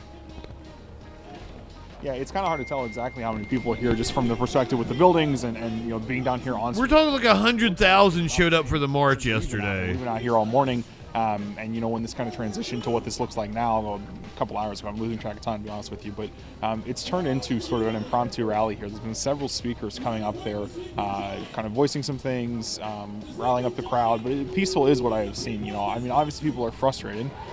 Peace doesn't always just calm things, but people are frustrated. They're voicing those frustrations and voicing their opinions right now. But we've seen kindness throughout this too. There are several businesses around here that are open, kind of staying open as warming spaces for people, passing out hand warmers and bottles of water, and offering a space to go to the bathroom. So there has been some kindness we've seen around this area, as well as kind of folks have come together and rallied here, you know, voicing those same opinions as one group here. Curiouser was asking me, like, why Minneapolis specifically? And I'm like, it's a well-run Democratic city in a blue state that's also a well-run that ranks at the top for fucking everything. It is something that Democrats can point to. It's also personal vendetta against walls. Earlier this morning, status quo is good news out there, Ian. Appreciate your reporting out there. Let us know if anything changes. Always good to see our reporters not having to wear their gas masks out there for their safety and for the safety of everybody else that is down there as well. It's a successful blue city and a successful blue state. We are talking about the shooting in Minneapolis today. Border Patrol agent who shot a 37-year-old man, American citizen who is a resident of Minneapolis. This is 37-year-old Alex Preddy, who was shot and killed by federal agents this morning. His parents tell us he was an ICU nurse at the VA hospital. And we do know an ICU nurse at the VA hospital. Lawful. You chuds are going to defend his murder. Concealed carry permit. So we do know those things to be true, and we do know that the DHS has said that they felt that Alex Preddy was a threat to their officers. Yeah, AJ Legault was out in the neighborhood where Alex Preddy lived, the Lyndale neighborhood, earlier this morning, talking to people who knew him as a neighbor, not close friends, but people who knew him as a neighbor. They knew him as the man with the dog. They knew he was a nurse. They said he was a nice guy. And so we are hearing from some of those neighbors. All I know is that he's oh my gosh. All I know is that he's been a good neighbor. I talk to him over the fence all the time. He walks his dog. Kamaradsky, welcome in. He's a registered nurse. I don't know what else to say. It's senseless. We have been throughout the day showing you those videos, and we've also showed them to some use of force experts, people whose job it is, who are in law enforcement, whose job it is to look at these types of videos and determine if proper protocol was followed. Morgan Wolf talked to two earlier today. It was awful. You don't like to see that at any time, but it's a lot like when you see a football game when people pile up on a fumble. You don't know what's going on down there in that dog. Down where? And limbs. This is Brian Dugan, a retired FBI agent. In different directions, and I've been in that position before, both in the football field and out with fellow law enforcement officers, and it's a scrum. Whatever led to them kind of jumping on him, then that is kind of like a bad time for them all of a sudden to find out he has a firearm, or while he's down there to explain to them that he's got a firearm.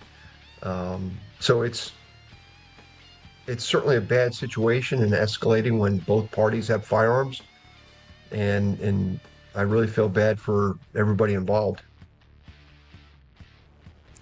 All right, that man was a retired FBI agent. So kind of like she said, Batman. Investigated these types of shootings, has also been a federal agent in law enforcement, encountering these types of situations. I think we also heard from Mylan Masson, who's the director of the law enforcement program here in Minnesota. She trains officers. Let's see if we have her sound. of all, is the gun in the holster or is it pointed at you? If the gun is pointed at you, you know that they're making an assault towards you, that they have an intent to shoot you. You can't wait and say, are you going to kill me or not? So that isn't a direct. Well, I've seen zero evidence that a gun was pointed at anybody. Pointed at you.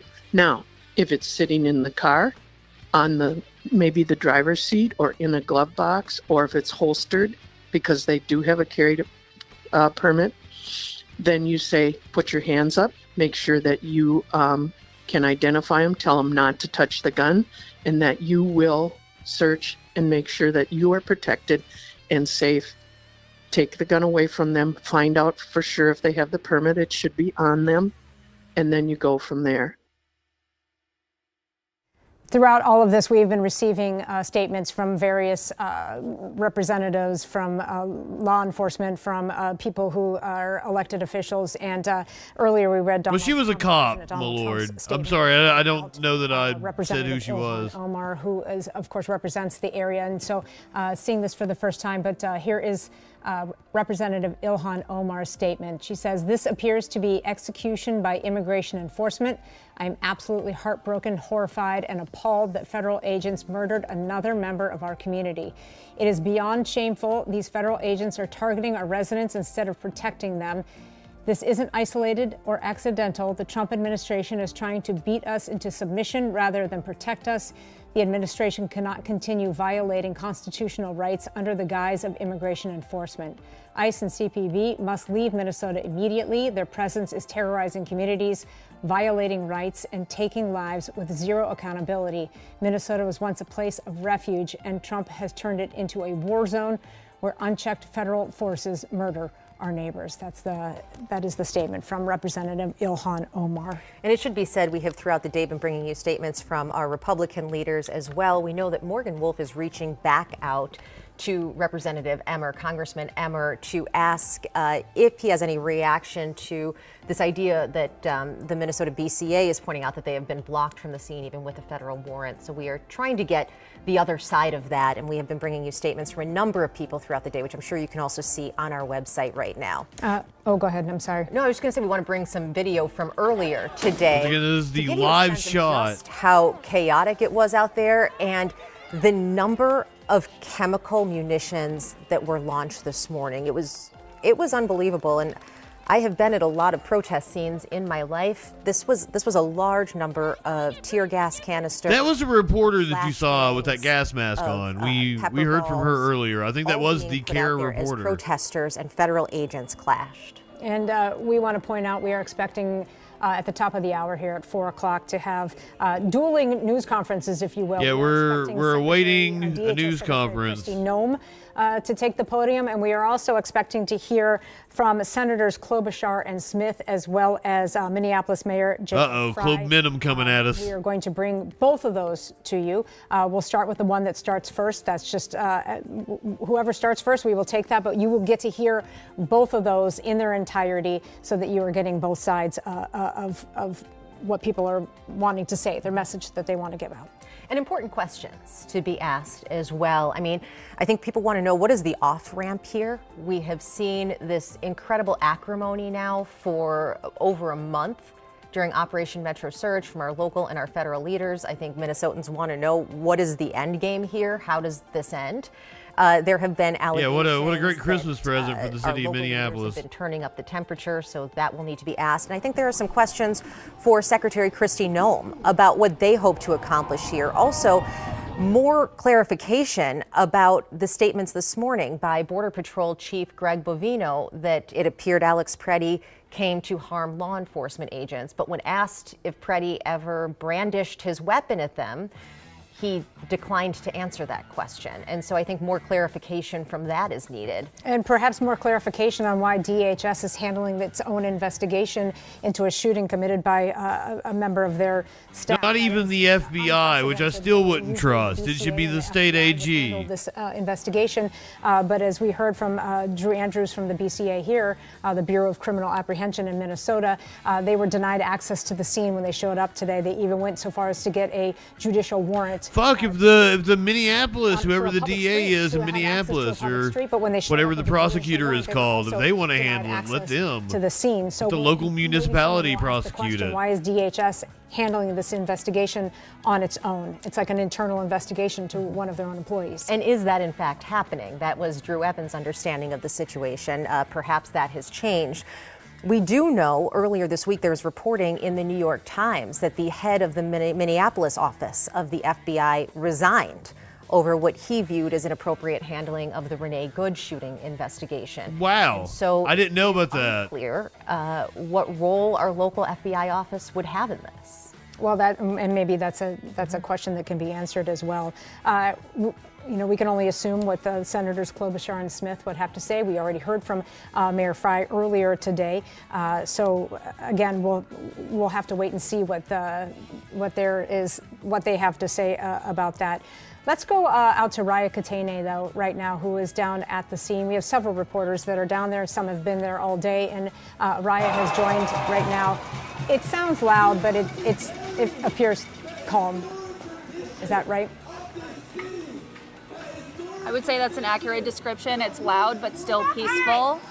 And I do apologize for any profanity that you may hear. People are just extremely riled up. They're extremely angry and frustrated with the actions of fucking A, they are. Officers out here who are just acting recklessly against law and order. And these are what we're seeing on the signs too. For example, you can see that sign. It says ICE does not equal law and order. There's another sign that says love your neighbor as you love yourself. I even saw a sign out here earlier that said if you need any free mental health or counseling to contact this phone number and this email address.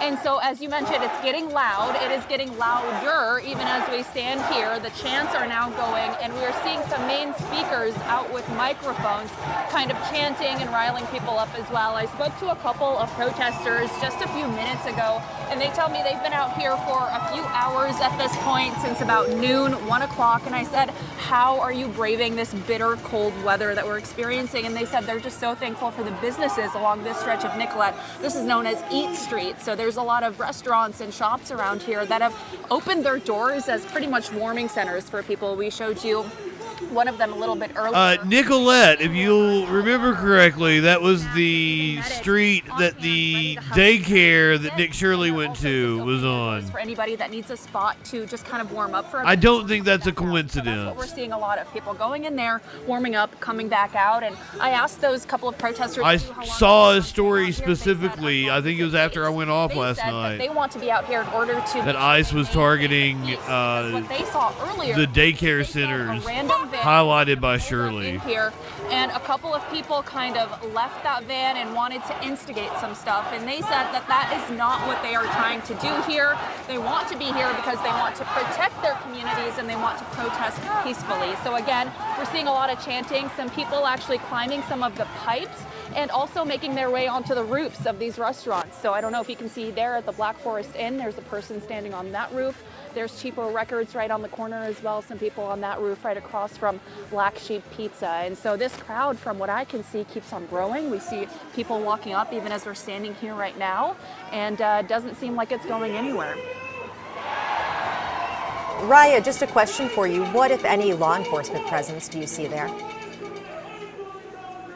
From my vantage point here, I cannot see any law enforcement. I know that we were told by some people earlier that they have not seen federal agents out here in quite a while as well.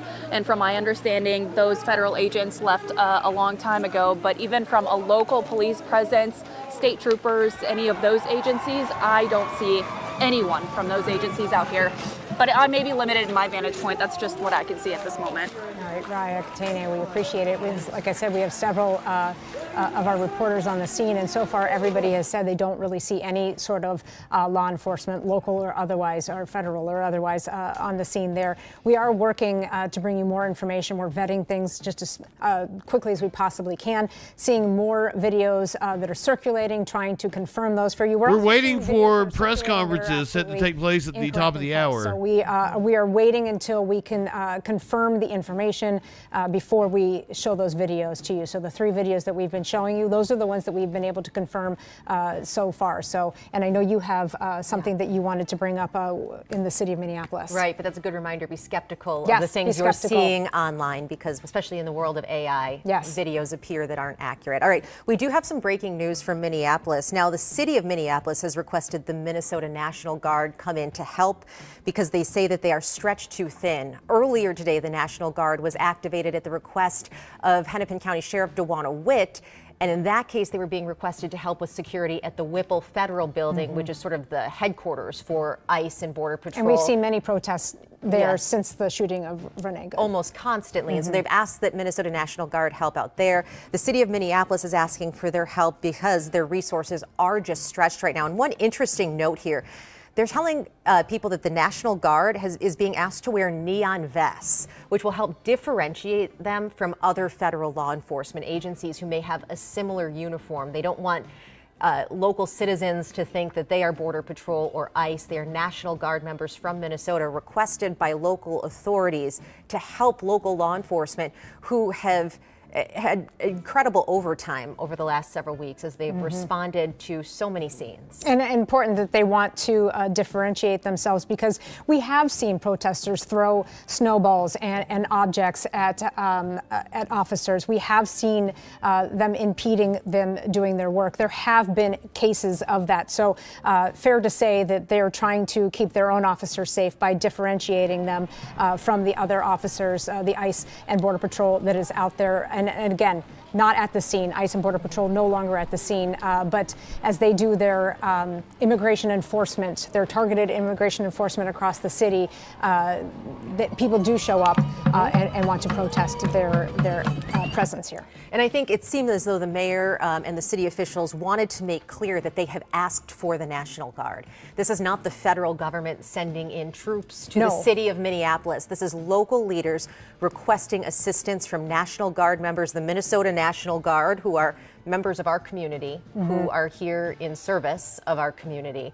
And so they will be out at various locations in Minneapolis doing, well, in theory, in service to your community and safety, helping Minneapolis police out. We are still waiting for a news conference by DHS Secretary Kristi Noem. We are also waiting for a news conference from Senators Klobuchar and Smith and Minneapolis Mayor Frey. You can see the podium there. We will take that just as well. The thing about the National Guard is they won't have their face covered, and they will have identifying information. We've heard from Governor Walz. We have heard from Border Patrol Chief Greg Bovino. We have heard from Drew Evans and the BCA. We've heard from John Stevens, my Chief Brian friend. O'Hara, and we've heard from Mayor Why not just get ICE out of Minneapolis? and hopefully at some point I have residents in Minneapolis in my chat that would like the federal government to get the fuck out of their neighborhoods. National Guard to come in and help. Like you mentioned, their officers are stretched so thin. I believe in freedom. Do Plenty you? of overtime because of everything that's been happening in our city. Just having been Yes, told, the Reich, you're evolution of the there's just Lego always, police person. on behind the scenes. I think that people don't realize just like how much our really demonstrates where we've gone to as a country over the last 50 safe. So we years. appreciate that very much. Absolutely. And we want to head back out to Jessica Hart, who is at the scene, where the protest appears to just be getting larger, although thus far this afternoon, it has remained peaceful. Jessica, what are you seeing right now? Yeah, Lauren, right now they're kind of chanting here behind me, and then you can see some of the dumpsters that they've used to kind of block off 26th and Nicollet. You can also see a mattress. There's a cinder block. There's a chair that people have kind of been dropping off. They're standing on top of dumpsters. They'll occasionally... John, nobody knows what you're talking about. Noise, but we've just... Right-wingers sound like a crazy villain all the time. Just you speak in riddles. You never make any sense. You don't really get to a point. Them from where we are at. But people are coming and going from this scene. It doesn't show any signs that it will be dying down anytime soon here. Now, we haven't seen any sort of law enforcement here at this intersection. They are up the street, kind of blocking off 26th Street, a couple blocks from us, but we haven't seen them. I should have cleaned my screen. It is very down clogged. here, but so far it's been really peaceful out here, and obviously it's been hours since we've seen tear gas or flashbangs deploy, but you can still kind of feel that tear gas a little bit here in the air. People are still coughing a little bit, and so people have actually set up some tables where they have water, they have just a couple little granola bars, they have hand warmers that they're handing out to people just so everybody can stay safe out here and stay. Like my friend, I don't know why you want to be a little cuck for the government. Just keeping their doors open for people to come in. The cancel culture is getting People canceled. we talk with, I don't even know what that they're out means. here because they're tired of seeing this happen. And Up yours, woke moralist. something needs to be done, and this is how they feel they can get their message across by coming out here and protesting and making their voices heard. But so far, everything here has been very peaceful. We haven't seen any, again, law enforcement down here on this scene, so we'll send it back to you, Lauren.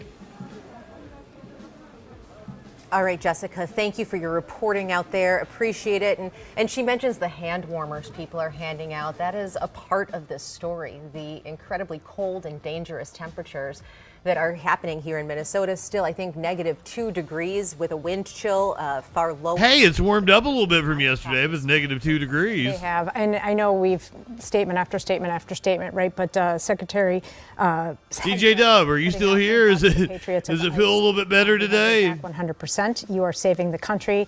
Shame on the leadership of Minnesota. Like, brother, listen to yourself talk. Like, Minneapolis is a hellhole? The fuck is wrong with you? Quash what's happening. Like, I have to say, like, right-wing propaganda has, blaming like, each other, which again does little to help. made you retarded?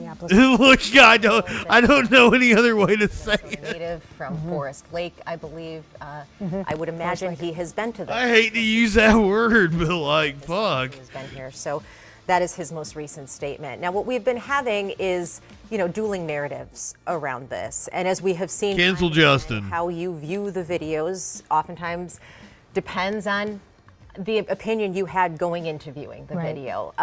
But we have had dueling narratives around this. Governor Walz called the shooting sickening. Ilhan Omar called it an execution. We do have DHS's initial statement, and again, we're waiting a new news conference from Kristi Noem, but DHS... Like, John, you sound crazy, today, right? Talking about this shooting. And you sound saying fucking nutso. In their view, that Alex Preddy, who did, they say, have a gun on him, although we do know he was a licensed gun owner in Minnesota, came with the intention to do harm to federal agents. And so, those are the two dueling narratives. Is this a person who came to do harm to federal agents? Is this a person who was executed by federal agents? And so those are the two competing versions of what happened. Executed. We've been showing you videos from the scene that will help clear that up for many. But now we want to head out to a news conference right now. I'm not sure which news conference this is. Mayor Fry and Klobuchar and Senator Smith. Let's listen. About 10 degrees warmer today. Okay, we're going to go to Mayor Jacob Fry, the mayor of Minneapolis. We're here to provide an update on the safety plans and precautions that we're going to be taking for this evening. The city of Minneapolis is filing a declaration after today's shooting to encourage the judge to rule on a temporary restraining order on Monday that would grant us immediate relief and would help stop this operation that has been so harmful to the city of Minneapolis. The state of Minnesota has resulted in multiple shootings and tragic deaths. I have formally requested assistance from the National Guard to support the limited number of officers that we have in the Minneapolis Police Department. We have around 600 officers in total. Days off have been canceled. Our incredible Minneapolis police officers have been working tirelessly to do their day-to-day work, and simultaneously they are put in the middle of these chaotic situations. We will not be able to do this on our own, and so we are getting assistance from both mutual aid jurisdictions as well as the request to the governor for the National Guard, and we're appreciative of the assistance. Our community is tired. Our officers are tired. Our businesses are tired. And this additional support is necessary. And again, the chaos that we are seeing is caused directly by ICE, Border Control, and this federal administration. Our top priority is keeping our neighbors and businesses safe, and the additional support will help us do that. Our community service officers are helping to deliver food to families that are in need. Community members are out there peacefully protesting making sure that their voices are heard. They're escorting workers to their jobs. They're taking care of daycares. It has been extraordinary how people around our city have stepped up during this difficult time, and there is an incredible group of leaders in senators. You guys see the way the right-wingers that have come in here today have acted? Right-wingers on YouTube act like fucking children. You all sound like We're you're also 7. working closely with our immigration. You might be 7. How do I know? Transparent information is coordinated. We'll continue to do everything in our power to keep our neighbors safe and to stand up for our immigrant communities. Most of the protests that we've seen have remained peaceful. Let's keep it that way. Let's not counter Donald Trump's chaos with our own version of chaos here. I understand that people are angry. I'm angry. I understand that people are experiencing trauma. It makes sense. Our communities have been placed on the very front line, and this has been ongoing now for weeks. It must end. Remember, it's only our city that will suffer if there is damage or destruction that is done. Finally, to the victim's family and friends, our hearts are with you. Our love goes out to you. I know that there is nothing that I can say right now. Brother, like, I'm not even a communist. I own But my hope you own know business. Minneapolis cares deeply for you. And there are 400. Like, you people are just so dumb. That will do everything possible to stand with you. With that, I'll turn it over to Chief O'Hara, who can give more of an update on the plans for tonight.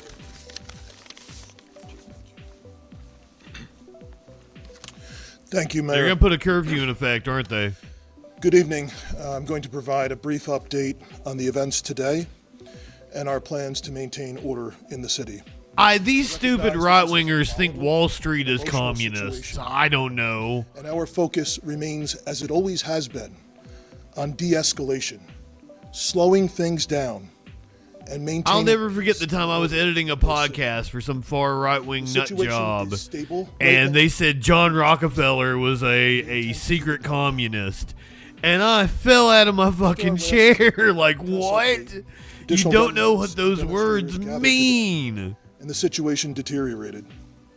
Local and state law enforcement officers were surrounded on multiple sides by a mix of protesters and also agitators who engaged in unlawful I can acts. see you, friend. I'm just trying to lay out because of the press conference. Barricades, throwing glass bottles, ice chunks, and at least 2 separate fires. But I also can't help but argue with the people in the chat. Minneapolis police had to escort firefighters so that they could safely extinguish those fires. The number one priority of our police officers is to protect life and maintain public safety for all people in our community. And so given the volatility and rising public safety risks for residents, for demonstrators, and police officers, state and local law enforcement did deploy less lethal and gas munitions at that assembly in order to allow for a safe egress of law enforcement. John, my friend, I was the president of the Young Republicans in high school. I campaigned for George W. Bush. I would never in a million years vote for a Republican ever again. I watched them wipe their asses with the Constitution my entire adult life. I've seen them start wars and wreck the economy over and over and over again and get dumber. Of all people, I didn't think you could get any dumber than George W. Bush. That peace, holy fuck. A vehicle exclusionary zone in the affected area. That zone has allowed traffic to be safely managed and has significantly reduced the risk of escalation, ensuring access for emergency vehicles, for residents of the area, and for lawful, peaceful demonstrations. This zone will be maintained by uniformed police officers of the Minneapolis dumbfounded dipshits. A system is what it does. National Guard. National Guard members will be They're not taking a break because ramping up. It's no coincidence. It's no coincidence that this happened the day after a gigantic protest. In addition to the Minnesota State Patrol and Hennepin County Sheriff's it was on purpose. The scene, the St. Paul Police, Ramsey County Sheriff's Office, and numerous Hennepin County suburban police departments are assisting with answering 911 calls in the city of Minneapolis today. The loss of human life, yet again, is a tragedy. We pray all people can recognize that. And we extend our condolences, as the mayor has said, to the loved ones of the deceased. To the people of our Wait, city, Fire, what the hell are you talking about? pressure has been building for weeks. You think you just fell out of We a coconut tree? understand the hurt and frustration that this causes. But again, if you choose to come out, if you choose to demonstrate, peacefully assemble, do so lawfully, and understand that the men and women in this uniform standing here tonight are committed first and foremost to protecting the lives of every single person in this city. We will continue to monitor the situation and provide updates as needed. Senator. Thank you, Mayor. Thank you, Chief, for your strong leadership during this crisis. I'm joined today by Senator Smith, as well as Representatives McCollum and Morrison, and joining us in a statement are Representatives Craig and Omar. Our message is really clear and straightforward. Oh my God, is she gonna fake cry? Of Minnesota. They are not making us more safe. As the tragic killing this morning, as people saw it viscerally on that video, shows us they are making us less safe.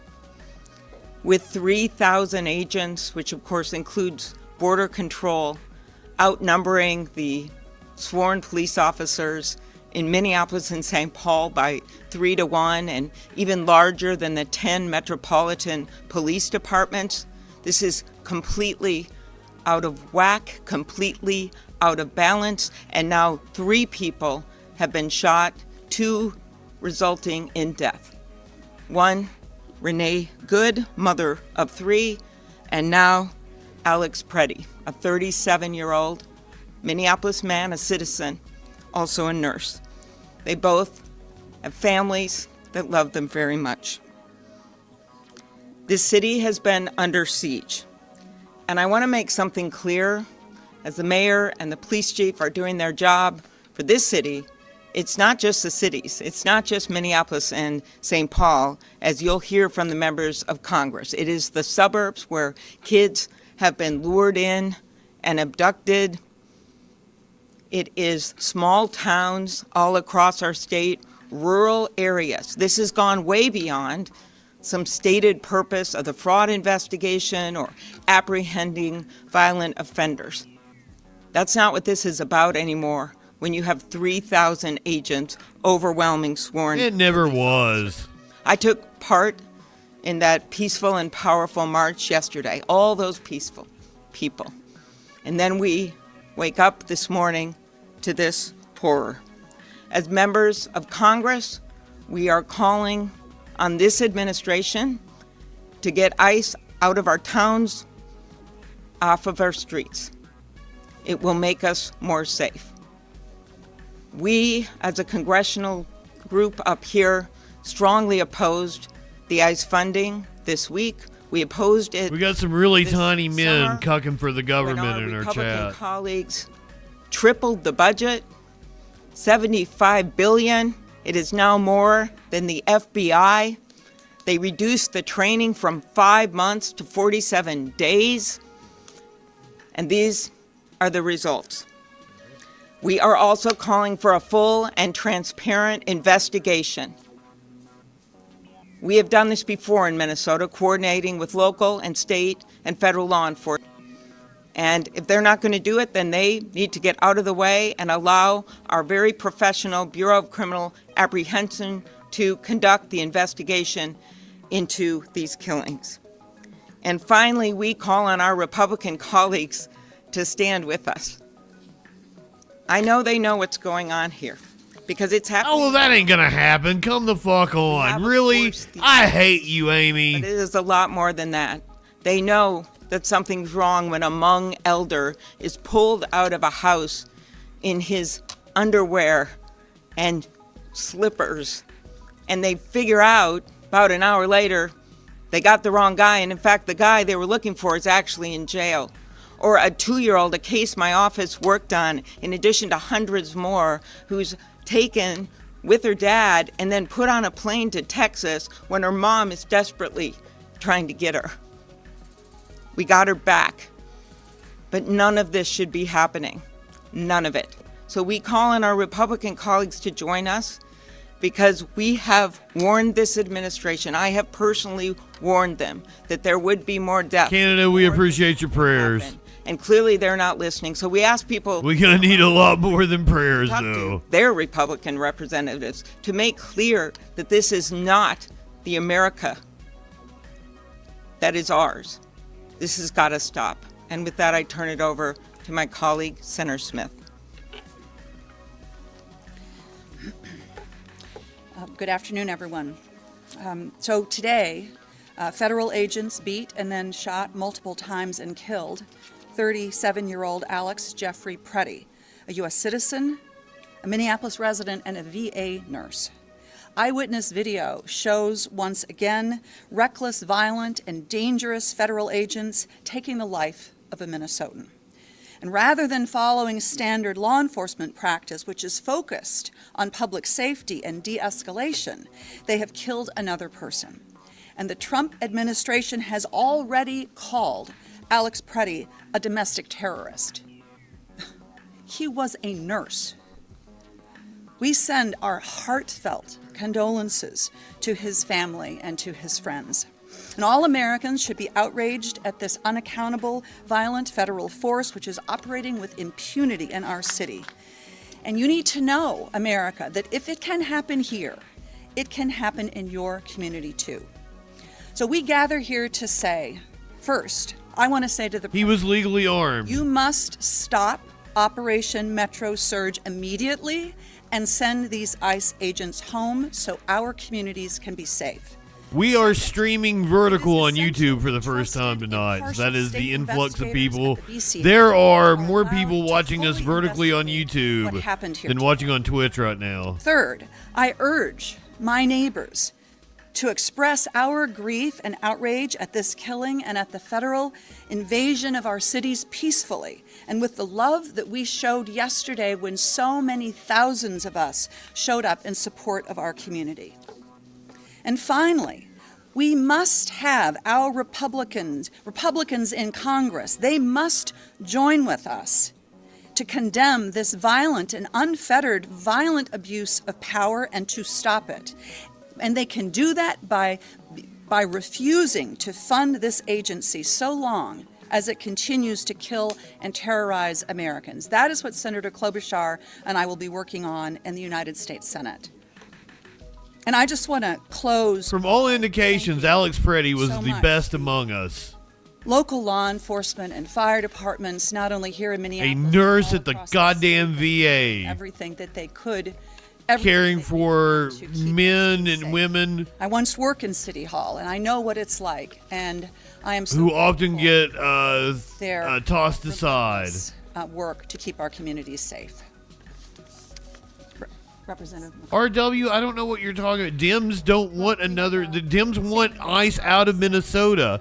None of this would be happening if ICE wasn't in Minnesota terrorizing it. So I'm going to take a slightly different. Trump is the one wanting another George Floyd moment. Today, this morning, Saturday, we lost another life. I don't even know what you mean by George Floyd moment. All the what, when everybody came out and peacefully protested the government killing a citizen? Been harmed and injured. It shouldn't be happening to you either. But I want to take a second, as Senator Smith was, just to reflect on the community. St. Paul stands with you, Minneapolis. The East and West Metro, we're united. Like John, I don't know what you're talking about. Have been ringing off the you're calling Minneapolis a shithole. You're saying they're animals and shit. Asking me to talk. What the hell? Where did this come from? Did right-wing media just warp your fucking brain? Escalation of chaos and violence that has been caused by the presence of the Department of Homeland Security. Representative Morrison and I, along with Representative Larry, or however you say your name, like this is America. To show with our votes on the we have a constitution. He's being patriotic, filming these jackbooted thugs. We're more than disappointed. We are outraged. Part of the bill that was on the floor was to provide. Why are you victim blaming instead of saying I should follow the law in the thousands and not violate the Constitution? To wear them. So Secretary Noem, have your officers suit up and put on their body cameras, just like our law enforcement does. To our law enforcement here, we appreciate you, especially those of you who've been working the extra shifts. To the school boards, to the community service volunteers, everybody out there in this community, you make us so proud to represent you in the United States Congress. We hold our head up high with how Minnesota is reacting to this. We celebrate 250 years of this United States of America. And what does that mean? Probably deserved it. What, like, how do you take up for ICE? And he said, "It's how do you take up for the government murdering a citizen?" We're showing we want to keep it a republic with peaceful protesting. Stay calm. Like, how do people end up being bootlickers? It boggles my mind. A National Guards person out there trying to relieve one of our police officers, know that they're there to protect you. So please respect everyone out there trying to keep us safe. And with that, there's like 40% of the population that doesn't have an internal dialogue, right? 30% of the population, something like that. That's who these people are. The day They're people that don't think, right? Minnesotans showed the world how to stand up peacefully against this administration's cruelty, lawlessness, and unacceptable occupation, and demand not high enough for this shit. Leave our state and end this federal invasion. The world is watching yet again as one of Donald Trump's federal agents have shot and killed another United States citizen in broad daylight in the middle of the street. First, we lost Renee Nicole Good, and now Alex Jeffrey. Six there you. But, like, you're taking up for Nazis. You understand, like, being a Nazi is way worse than a resident looking out for his neighbors. Somebody exercising their constitutional rights. And I do want to pause. Why are you not upset about the Nazis? Deepest sympathy and profound condolences to Mr. Preddy's family and friends. I am so sorry for your unimaginable loss. And we are once John Stevens, I know you don't believe this, but you are the crazy person here. Eyes. We watched the videos of a masked federal agent shooting Alex. And the crazy people are running the asylum. You all elected a pedophile con man to keep him out of prison. And this is the kind of shit. You elect a clown, you get a clown show. Here we go. 2 37-year-old Minnesotans are now dead. A poet and a nurse. For what? We cannot lose any more lives. We need a full, transparent, and comprehensive investigation led by our BCA. And ICE and Border Patrol need to halt all operations in the state and leave immediately. And Congress cannot be complicit in facilitating these lethal operations and federal occupation of our cities. We are standing here as a united front today, pleading for our Republican colleagues who control the Congress and who took the same oath to defend the Constitution and uphold the rule of law that we did, to stand up and stop this. Put your state and your country first. Put it ahead of your loyalty to this president. Minnesotans are in agony, watching their communities terrorized and families torn apart. ICE and CBP agents are traumatizing our communities, violating Minnesotans' constitutional rights, unlawfully detaining and arresting United States citizens, racially profiling people, forcing schools, restaurants, and businesses to close. And people are dying at the hands of these federal agents. It has to stop now before anyone else is hurt. And I return it to the mayor. Thank you. I'll just point out again the difference between tens of thousands of people just yesterday peacefully protesting, standing up for their neighbors, no injuries, no damage to property. That is how Minnesota and Minneapolis shows up versus what we saw again this morning. That is what is causing chaos on our streets, those actions that we saw on video, and you can believe your own eyes. With that, we'll open it to questions. Senator Klobuchar, are you willing to use every lever of power at your disposal as a member of... John, I would love it if you stuck around and you called or Discorded in and had a conversation with me, because I just don't understand. Like, Right I need now you to we are explain to me focused what on Democrat getting ICE propaganda out of the is state. failing. I need you to And, of explain to me course, how we will use Minneapolis is every a lever that we shithole. have. But I do I want to try to remind people understand. that Donald Trump runs the White House, and sadly, because to date we have not seen the Republican members of Congress standing up, he also seems to run the Congress. But the point here is that there are many changes that we could make. You know, why aren't we helping fund local law enforcement instead of what they did with this bill last summer, where they tripled the budget? And why aren't they pledging to have a full investigation of what happened? I have a lot of respect for our local law enforcement here, and I appreciated the words of some of my colleagues who talked about the fact that people have to differentiate here with what they're doing on the front line every I had to turn her down. She so kept there red are pegging. many things we could do. Budgets are a value choice. I bet that's not the only thing she pegs. Colleagues to do. I work across the aisle. Ain't that right, Mr. Klobuchar? And I know that many of them understand that what's going on right now is wrong. And so the way to get to a higher ground, honestly, is to get them to get ICE out of our state right now, to call the president, to speak out as we have been doing day after day after day, and to remember these little kids who are afraid to go to school, and to remember the people who are legal citizens who are wrestled to the ground, yelling, "I am born here, I was born here," and to remember these two that we've lost. And I hope that's something that they all take home and that the people of this country do as they look at how they can get this administration to stop this.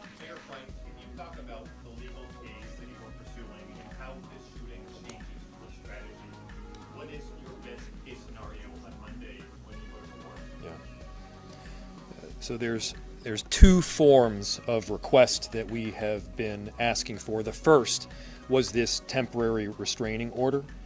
The other possibility is some form of injunctive relief. Now, I don't want to get too into the details because I'm bound to get something wrong, but the question is one of urgency and immediacy. The issue is that we recently saw somebody shot and badly injured. We then saw somebody shot and killed, and that was the second one. Chief, I think we've only had 3 homicides in the city this year. Is that right? 2 of them, ICE. 3 homicides. 2 of them were from ICE. And so the relief that we're asking for is stopping this Operation Metro Surge in the... The city has only had 3 homicides, and 2 of them were from influx ICE. Of agents. Wow. Making it very difficult for us to do our jobs in the city as well as we need to do them, and we need to do regular day law enforcement as well. The homicide rate doubled because of ICE's presence. Or is that triple? I'm not good with math. They defied a search warrant this morning. Will they abide by a court order by a federal judge? Everybody listen to that question. The question is, will this administration abide by a court order? These are the underpinnings of our democracy, of our republic, and of this Constitution. The answer better be yes. Whether you're a Democrat or you're a Republican, you abide by those court orders. The answer has to be yes if you are a patriot for this country. And so, yes, my expectation is that they will abide by the court order because there is not an alternative.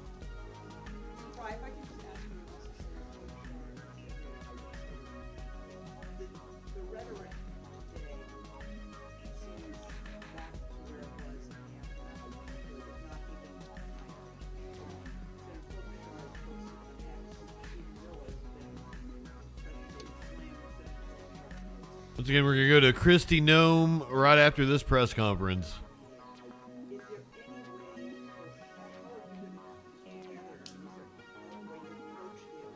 Yeah. I'll answer for myself and from the city's perspective, and certainly turn it to Senator Klobuchar. I want everyone to just quickly look at the juxtaposition between the way that Minneapolis is showing up and the way that the federal government is showing up. I want you to look at the difference between the elected leaders and our chief that you've heard talk just before me. They're calling for peace. They're calling for peace notwithstanding this horrific action from the federal government. What are they doing? They're not investigating the person that killed our citizens. They're investigating us. This is political retaliation. This is about a political narrative, and that narrative is making people less safe. A number of us have spent the last few weeks making our views clear, standing our ground, but also reaching out to this administration, to Republican leaders, to try to get them to understand how dangerous this is, how unsafe this is. I met with chiefs from across the metropolitan area. Chief O'Hara was on this call, and they have been reaching out, some of them publicly, some of them behind closed doors. The business community has been reaching out. I have been personally reaching out to the President's Chief of Staff and spoken with her. We have done this day after day after day, so we're not just shutting out any discussions, but we've been explaining to them, and I know the governor has, how dangerous this situation is. And I have specifically told people that someone else was going to die. I said this a few days ago. I said it might be by a car, it might be by some other way. And it just seems like you hope that they're going to de-escalate, and then they keep escalating it up. Right now, I hope they're listening, and I mostly hope that our Republican colleagues are listening and that they will step in, even if it's behind closed doors.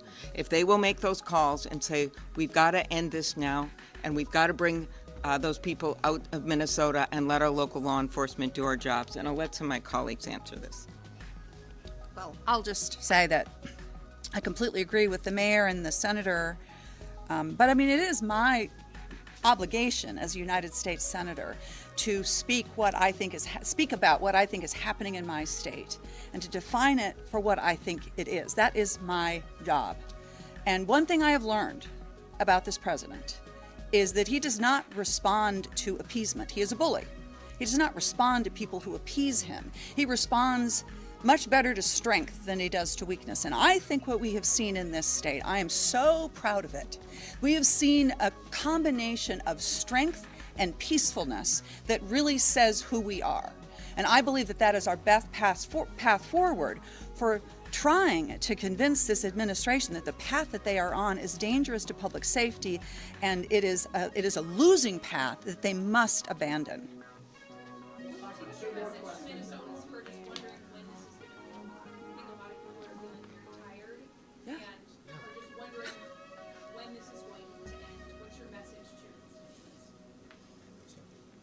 It will be over when we speak as one voice, as one Minnesota, as everybody has been out in the streets. You know, ICE was here in June, and there wasn't any problem. We weren't happy about it. There were people who we were concerned about the way that deportations and arrests were happening. We were worried. But we handled it in a peaceful way. The escalation now is not because Minnesota changed. It is because this White House and Stephen Miller have decided to change their tactics here. It will end when our colleagues who are hearing from their constituents because they are reaching out to me and others, listen to their constituents and stand with their constituents and not stand with a White House that is not following the Constitution, breaking our laws, and not living up to the values of this country. That's when it will end. What do you think the end game? What do you think the end game is for Donald Trump at this point? What is he hoping to accomplish with this? Anybody? All right, we've been listening to members of Minnesota's congressional delegation, Democrats there, talking about this morning's shooting. Senator Amy Klobuchar saying we need ICE out of Minnesota, and they're calling on the federal government to pull back on the number of agents in our state right now. Also notable, the press conference started with Mayor Fry and Chief O'Hara speaking, and Chief O'Hara was speaking about what they're doing to keep things safe tonight. He says right now the situation at the scene is stable. Earlier today, he referenced barricades, throwing bottles and ice chunks, and 2 fires started. But right now, he says this is a stable, peaceful scene, and to keep it that way, he says they are having a vehicle exclusionary zone in that affected area, keeping cars away, and he says that will be manned by uniformed Minneapolis Police Department officers, as well as National Guard officers from the Minnesota National Guard who will be wearing neon vests so people in the public can know that they are from the Minnesota National Guard and not other federal law enforcement. Yeah, it's important to point out, too, that he's asking people to staters down there that the 2 fires were started, and they had to ask firefighters in there to put out a car fire, which we saw earlier in the day. Now, while that news conference was happening, Secretary Noem also started her news conference, and we did promise to bring you that in its entirety. She spoke for about 5.5 minutes about Minneapolis, but then did not take any questions. So we do want to play for you her comments on Minneapolis in its entirety. I do want to address the tragic situation that we saw in Minneapolis today that unfolded on the streets. It occurred with DHS law enforcement as they carried out their lawful duties to keep Americans safe in the threat of criminal illegal aliens in this country. At 9:05 a.m. Central Time, the Department of Homeland Security law enforcement officials and officers were conducting targeted operations in Minneapolis against an illegal alien whose criminal history included domestic assault with intentionally inflicting bodily harm, disorderly conduct. There you go, Avalon. I timed him out. Without a valid license.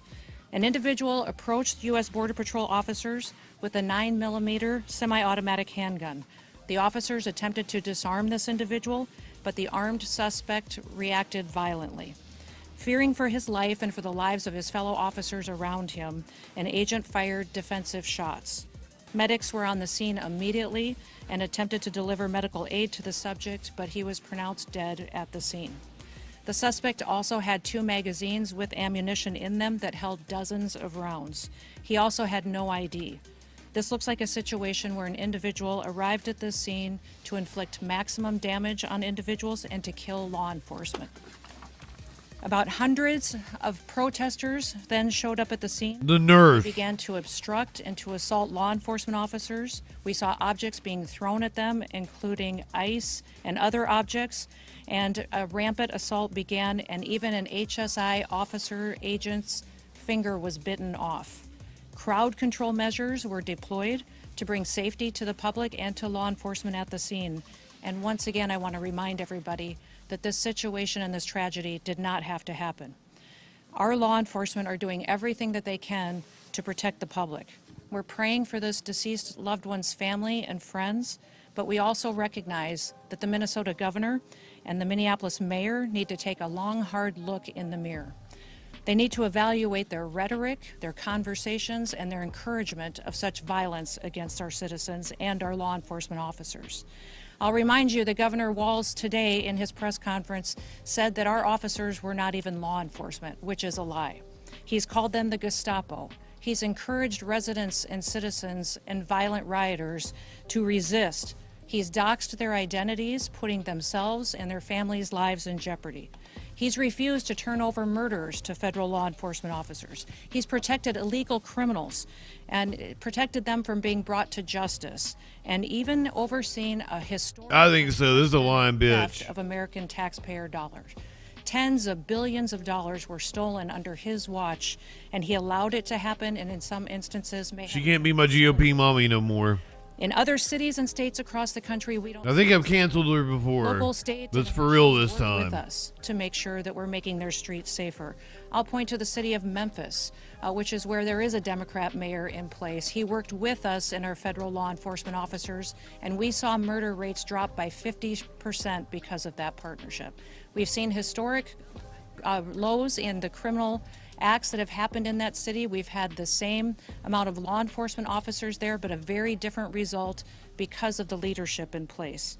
Last week, ICE did over 2,000 different operations, and we saw people be brought to justice and the American people made safer because of that work. We don't have this problem in Texas or in Florida because those individuals in those states work with us, and they make sure that they keep peace and calm while they bring criminals to justice. In Minneapolis, Governor Walz and Mayor Frey, they instead choose violence. They instead choose to encourage the destruction of their city and the crime against their people. It appears that they want this lawlessness to continue. It appears that they want chaos to distract from the theft and the fraud and the corruption of their city. I'll remind you that this city has been corrupt for years with what we've seen with people that have been stealing taxpayer money, all under the leadership of Governor Walz and Mayor Frey. I'm asking for all the authorities in Minneapolis and the leaders to work with us, and there are two things that we have repeatedly asked the governor and the mayor to do. Number one, all we want them to do is that when they are going to release a dangerous criminal from their jails, turn them over to us so we can get them out of this country as soon as possible. Since we have been back in the White House with President Trump's leadership, they have released over 490 criminals onto their streets rather than allow us to get them out of the country to keep families safe. The second thing that we have asked the governor and the mayor to do is to help us keep people safe. Just give us backup on the streets while we do our targeted operations to get illegal criminals out of our country, and then we wouldn't have to be there facing these types of situations that we face with violent rioters who are impacting and attacking our law enforcement officers. That's all. Those are the two requests that we've asked of them. We've asked them to help us do that so that we can continue to see success in Minneapolis like we see in so many other cities and communities across the country. But they have refused because they want us talking about attacking law enforcement officers instead of the fraud and the theft that they facilitated in Minnesota. All right, you have been listening to DHS Secretary Kristi Noem. She spoke, like I said, for about 5.5 minutes about Minneapolis, but did not take any questions, so that's why we cut it off there. She's reiterating what DHS had said earlier today, and Border Patrol had said earlier today, that they were executing a targeted immigration enforcement, when they say the suspect, or the man who was shot, approached agents with a gun. The agents tried to disarm him, acted violently, and their claim is that he was there to kill law enforcement. She went on to say that the Minnesota governor and Minneapolis mayor are to blame for their rhetoric and rising tensions in the street. She also says that the state has refused to turn over violent criminals to them, something the state, the Department of Corrections, has vehemently denied. They say they are turning over criminals when they have them, and the number of criminals they also are claiming isn't true. She also went on to say that we don't have these problems in Texas or in Florida, and maybe someone, one of our investigators, can look into this for me, but I don't know of any cities in Texas or Florida that have 3,000 ICE or Border Patrol agents that are currently in the city right now.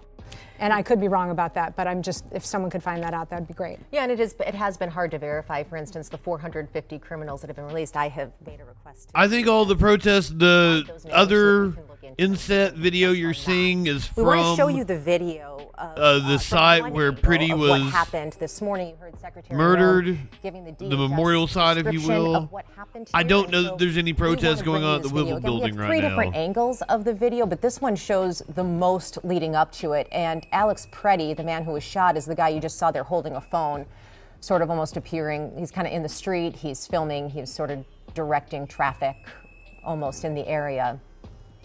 And as the video goes on, you will see what happens. We do stop these videos after the first gunshot. There you see federal agents shove someone, and Alex Preddy heads over to the area. At that point, federal agents try to take Preddy into custody, and the scuffle ensues. The secretary, her claims, DHS's claims, are that he approached officers with a gun, that he approached officers with a gun. That does not appear in this video or the other 2 angles that we have. Again, maybe there is some other video somewhere that we are not seeing, and if we get that in, that we will absolutely show it to you. But their claim is that Alex Preddy approached officers with a gun and that he intended to kill law enforcement. So again, we'll get that information to you and any other video. Which clearly didn't We happen. keep looking for other angles. In that video, we do not see him with a gun. DHS says that they recovered a gun, but what we do know is that he is, according to Minneapolis police, a lawful gun owner with a permit to carry and a concealed carry permit. He has no criminal record, so there would be no reason that he couldn't have a gun.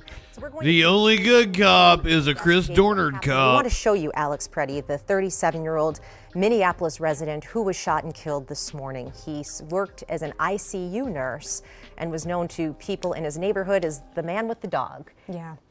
We, again, like you said, a nurse since 2021. We do know that he worked at some point at the Veterans Affairs. He was a junior scientist with the U of M since at least 2012. That's the information that we have about. I can't wait until it's some right winger they shoot, and then all the other right wingers call him a lefty. In a protest. And it'll be completely clear that he was some right wing chud that was just in the wrong place at the wrong time. He maybe had his American flag and was supporting ICE, but just got in the way. Coming up, and so we will stay on the air with this, of course, and bring you the newest information as it's happening. Yeah, this vigil happening right now. That protest at the scene has been underway since 9 o'clock this morning. When this shooting happened, many people out there for hours in this frigid weather, still -2 right now in Minneapolis, and it appears people will be out there through the night. We heard Brian O'Hara, the chief of Minneapolis Police, talk about how Flo, it is keep absolutely people safe. provocation on the part of the president. Officers, as well as provocation on the part of the president, pedophile president. vests Say that monitoring 5 the times situation, fast. Just maintaining that Provocation scene, making sure on the people part of the demonstrate pedophile peace so president. peacefully. All right, we are going to take a 2-minute break, and we will be back with our 5 o'clock newscast coming up next.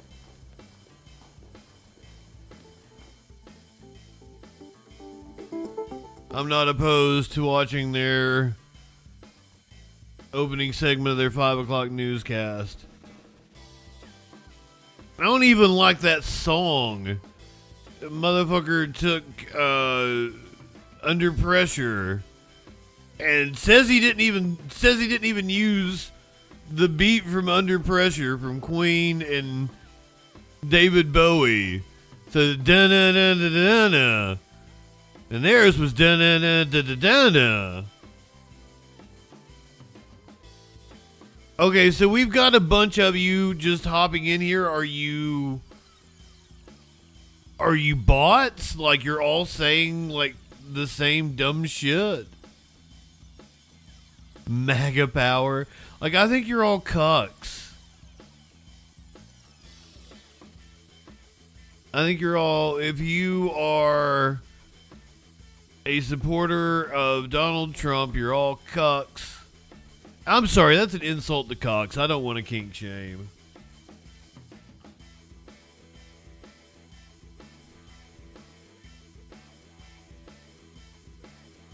I don't know what to call you guys. How in the world do you dare to simp? That's it. That's a great word.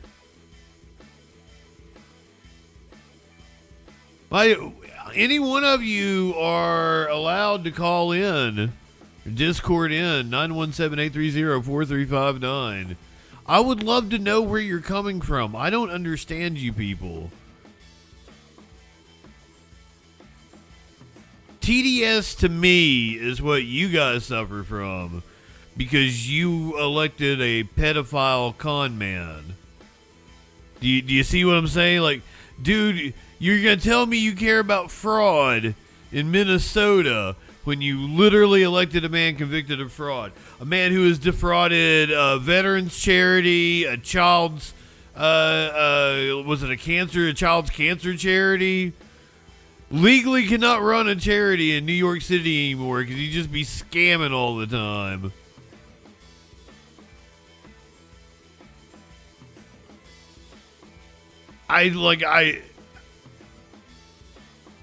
That's deranged. And you thought that dude would be a good president? Really? Are you shitting me?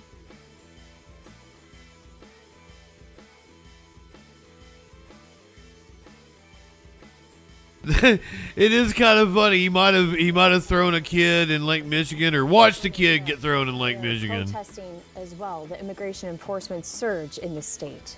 This scene much calmer than the site this morning. This is video from this morning, where hundreds of protesters were clashing with federal agents. I don't remember Obama giving Tom Holman a medal. I didn't. Leftists didn't celebrate it because leftists didn't like Obama. Everyone, I'm Morgan Wolf. And I'm Rena Sargentopoulos. Protesters have been at the scene since the shooting was first reported this morning. And this is exactly where it happened, around 9 a.m. on the intersection of Nicollet Avenue and 26th Street in the Whittier neighborhood in Minneapolis. We do have multiple crews that are covering this developing situation right now. But we are going to start with Lou Raguse in the newsroom with more on what led up to the deadly shooting. Lou? Oh, Lou Raguse. Okay. 7-year-old Minneapolis man who was in the vicinity of 26th Street and Nicollet Avenue where ICE agents were present this morning. One bystander video seems to show Pretty filming in the middle of the street, and then he tried to pick up a woman who got pushed down. From there, he gets sprayed by an agent, and another video shows a group of agents restraining Pretty, then an agent firing a number of shots. Later, Homeland Security officials released a photo of a handgun along with 2 magazines that they say Pretty had on him. In their words, they say Pretty approached them with a gun and they attempted to disarm him. We have not seen any video yet that corroborates the assertion that Pretty brandished the gun. We see 3 videos that totally demolishes that narrative. Here, state investigators say that they have been shut out of the investigation. Federal officials not letting them into the crime scene. That situation is fluid and something that we will be updating all night. Back to you. All right, thanks, Lou. Well, 8 hours later, the South Minneapolis shooting scene is still very active right now. Araya Katene is live with the latest. Raya?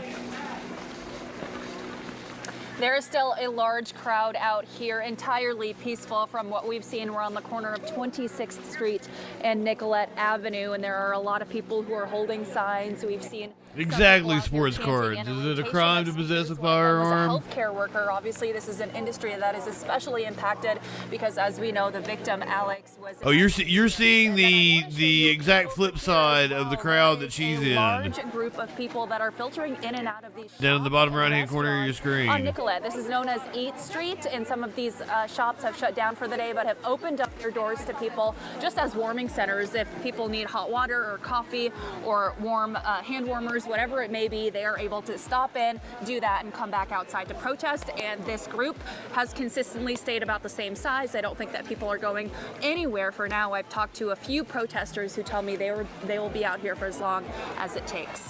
And Raya, can you confirm there are no police agencies on the scene, either local or federal at this point? Is that right? Rena, that is correct. We know for certain that federal agents left earlier, and I don't see any more out here on the scene, but I also don't see a local police presence as well. All right, and we do know that the chief said that they will take care of that. They are having National Guard come in and creating a zone to create some safety tonight. All right, Raya, thank you. And we are learning more tonight about Alex Pretty, the man who was shot and killed this morning by federal agents. KARE 11 investigative reporter AJ Legault joining us now. AJ, I know you managed to get in touch with some of Check that hair out. Yeah, we went out to the scene of where he lived. I spoke with a number of neighbors this afternoon. It looks like some kind of tool that you'd put on the end of a vacuum to get up in the corner. This morning, he was a lawful gun owner with a permit to carry. And just before I came on set, his family had spoke with the Associated Press. We know his parents appear to live out in Colorado. They said he was an avid outdoorsman who loved getting in adventures with Jewel, his beloved Catahoula leopard dog, who also had recently died. Aww. They told the AP that he had participated in protests following the shooting of Renee Good by ICE earlier this month, and in a recent You're an immature pompadour, Avalon. His told him to be careful when protesting. Now, here's a quote from his father. He said, "We had this discussion with him 2 weeks ago or so, you know, that go ahead and protest, but do not engage. Don't do anything stupid, basically. That's what Michael Preddy said. And he said his son said he knew that. Oh, he's got the cum do. Background, he graduated in 2006 from Preble High School in Green Bay. A LinkedIn account details Preddy was a junior scientist with the U of M since starting there in 2012. His family told us he was an ICU nurse. We've also confirmed he worked as a nurse for some time at the U.S. Department of Veterans Affairs. So for the federal government, which certainly indicates that he passed government background checks with no problem. So he was both an ICU nurse and neighborhood told me that he is a nurse at a VA. The violent man the federal government is trying to claim. Fuck. All I know is that he's oh my gosh. All I know is that he's been a good neighbor. I talk to him over the fence all the time. He walks his dog. He's a registered nurse. I don't know what else to say. It's just, it's senseless. I'm kind of shocked. I mean, just as I learned that it was my neighbor, I was watching the videos that seemed like he wasn't a violent threat. So, and I'm shocked that this happened, actually. That's how crazy it's gotten. That it's just getting way too close, that now it's just right here. The people that I know, good people, are being shot. And I don't think he was a threat to anybody. I don't think that he was a threat to anyone. These neighbors I was speaking with are on the Lindale Neighborhood Association and Crime and Safety Committee. They were, as you saw, just floored when I broke the news and some other reporters to them that their neighbor was the man that they were seeing be killed in these social media videos. It hits a little different when it's someone that you know. So yeah, I'm sure it was incredibly shocking to them. AJ, thank you for getting that. It's going to be someone we all know. Well, many people witnessed this morning's shooting. Jessica Hart heard from people who say that they were the first to. It's getting ready to come to your town. With what they saw, Jessica. Yeah, you know, it's a very different scene right now than it was this morning when we saw protesters kind of clashing with police. You know, right now there's several barricades formed up. These look like these were taken from a restaurant. They look like restaurant tables. And then something new that we've noticed is that we told you that protesters have gotten under the roofs. Well, someone has put up a big iced out resist sign right over there at Cheapo Records. Hell yeah. Now, the woman we talked with this morning, she was very upset. She was just kind of on her way to go to church. On the Cheapo Records. Gunshots. Now, this is video from earlier this morning, just kind of showing people what we were seeing and what was happening earlier this morning. There were several law enforcement agencies out there. There are not any right here at 26th and Nicollet at this moment. But I want you to hear what this woman heard this morning when that shooting happened. So I'm crossing 27th and I hear gunshots, and a lady came running down the street and grabbed me and hugged me, and they tear gassed her. And I looked down the street, I went down the street, and he was laying in the street. He was laying at the bus stop, and there was no chance because there were so many holes in blood. And I think it's wrong. I hope he wasn't scared, and I hope he went to heaven right away. You can hear how upset she is in that Media Winch, one of the things that I find kind of funny is that the people I know that live in California all seem to be pretty positive towards Gavin Newsom, and everybody outside of California hates his guts. All right, thanks, Jessica.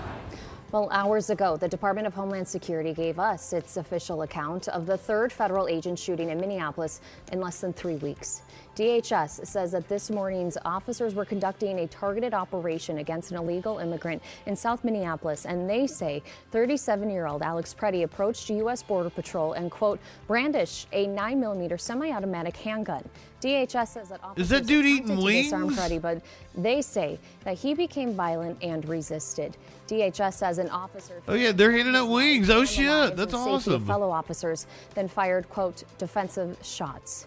Tonight, cell phone videos of the latest Minneapolis fatal shooting by a federal agent are going viral on social media. Yeah, exactly, DJ Dub. When it's someone that they used to know after ICE offs them.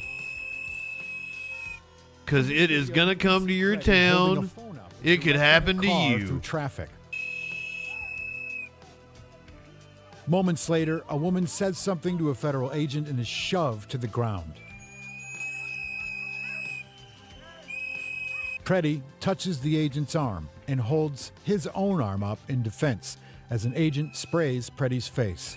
Preddy is sprayed again, pushed, and then pulled off the woman as he clings to the woman's backpack. Preddy is taken to the ground. On his knees, he appears to resist detainment. From another angle, a man in a gray coat with nothing in his right hand walk around Preddy and reach toward his belt area. Seconds later, you can see Well, yeah, stupid. You guys all roll over for Trump. being taken away from the scrum. You ain't gonna send no agents there.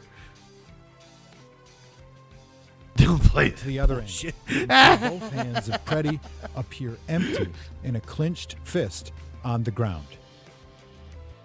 A third angle shows one officer draw their weapon and a gunshot is heard. It's I unclear in don't the think video you what can gun shot resist is fired from like first. that. Agents back up and 9 more gunshots can be heard fired from multiple weapons.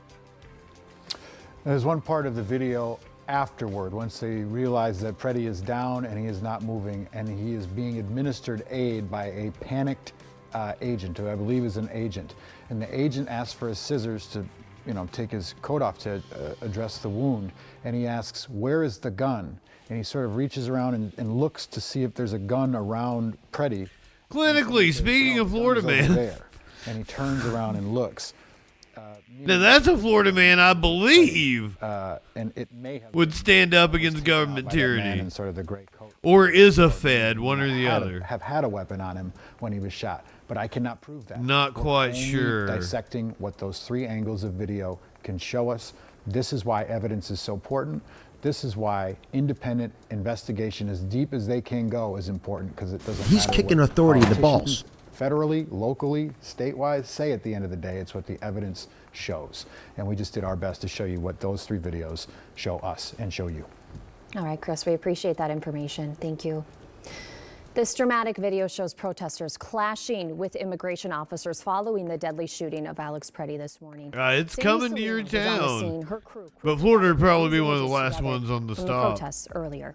When did you get here, T? I got here shortly after the shooting had happened. They hadn't even gotten the police lines up yet, which we were down by the Black Forest parking lot when I got here. Minneapolis emergency responders were administering CPR around a person on the west side of the street across from Glen. I mean, Audrey, I can't argue with that. Welcome in. Be safe, get safe. Good I'm just evening. gonna back up here. Thanks, T. Get out of here, bitch. Hang on. Did you say get out of here, bitch? I love that made the news. Federal agents, they seem to be running and trying to get the protesters. Let's go inside, Metro. Let's go inside. They're now taking apart that barricade at the moment, just trying to get things out of the street.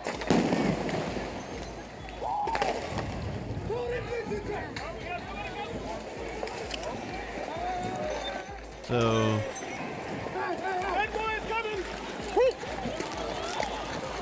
is this current? I thought we were showing earlier today, but I think this is current. Certainly some tense moments that we saw earlier today. Well, just within the last hour, maybe from maybe local not. leaders again, who are now calling for Governor Walz to call up the Minnesota National Guard to help reinforce local law enforcement resources in Minneapolis. Megan McPherson was at that press conference and joins us live now. Megan? Yeah, hey guys, as you mentioned, that press conference wrapped up here at City Like, Hall shit just has within been the last 30 pretty minutes or so. calm for the last 2 or 3 That we hours. heard from Minneapolis Mayor Jacob Fry is that on Monday he will be filing. Clinically, you're looking at the live shot. It's still only 5:14 Designed, they say, to seize. in Minneapolis. The sun will be going down like the next 10 Heard minutes. from Minneapolis Police Chief Brian O'Hara, who, as we heard earlier in that press conference, shares some of the updates that we've been receiving on The live shot throughout the day is, which they probably also adjusted their camera to where But he they're. also said, and I wanted to note this, that while initially some of those protests right after were peaceful, some of the protests did escalate. He said that there was a lot of unlawful activity going on down there, including some barricades, objects like glass glass bottles being thrown, and then also 2 fires that he mentioned that were started. And this did prompt the use of some less lethal munitions from Minneapolis police. So he did comment on that. Now, one question that was also asked by another member of the press here drew a very strong reaction from Mayor Fry and Senators Amy Klobuchar and Tina Smith. That question was, do you expect the Trump administration to abide by a temporary restraining order if approved? Take a listen to his response. The question is, will this administration abide by a court order? These are the underpinnings of our democracy, of our republic, and of this Constitution. The answer better be yes. Whether you're a Democrat or you're a Republican, you abide by those court orders. As you heard from their tension certainly running high. I'll send it back to you. Megan, thank you. Governor Walz and other state leaders also reacted. So I'm catching Curious or Up right here as we're smoking a bowl. So I'll let you guys hear this so I can recap. Yesterday at the rally. Yeah, Governor Walz took the podium. I am talking at to about them. 1:30 this yesterday at the rally. Public safety, and he repeated that's why I cracked the mic open so I could recap for everybody.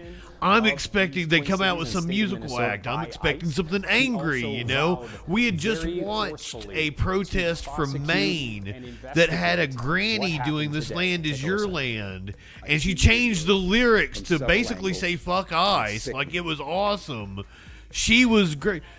But I have a strong. So that's like kind of what we're expecting, and they bring out this act, and they're like the most livers thing you've ever seen. They kind of look like they were members of the Lumineers or some shit, and they do some song about handing out kittens and how the future is going to be great and shit. And I'm like, that is not the vibe for this right now.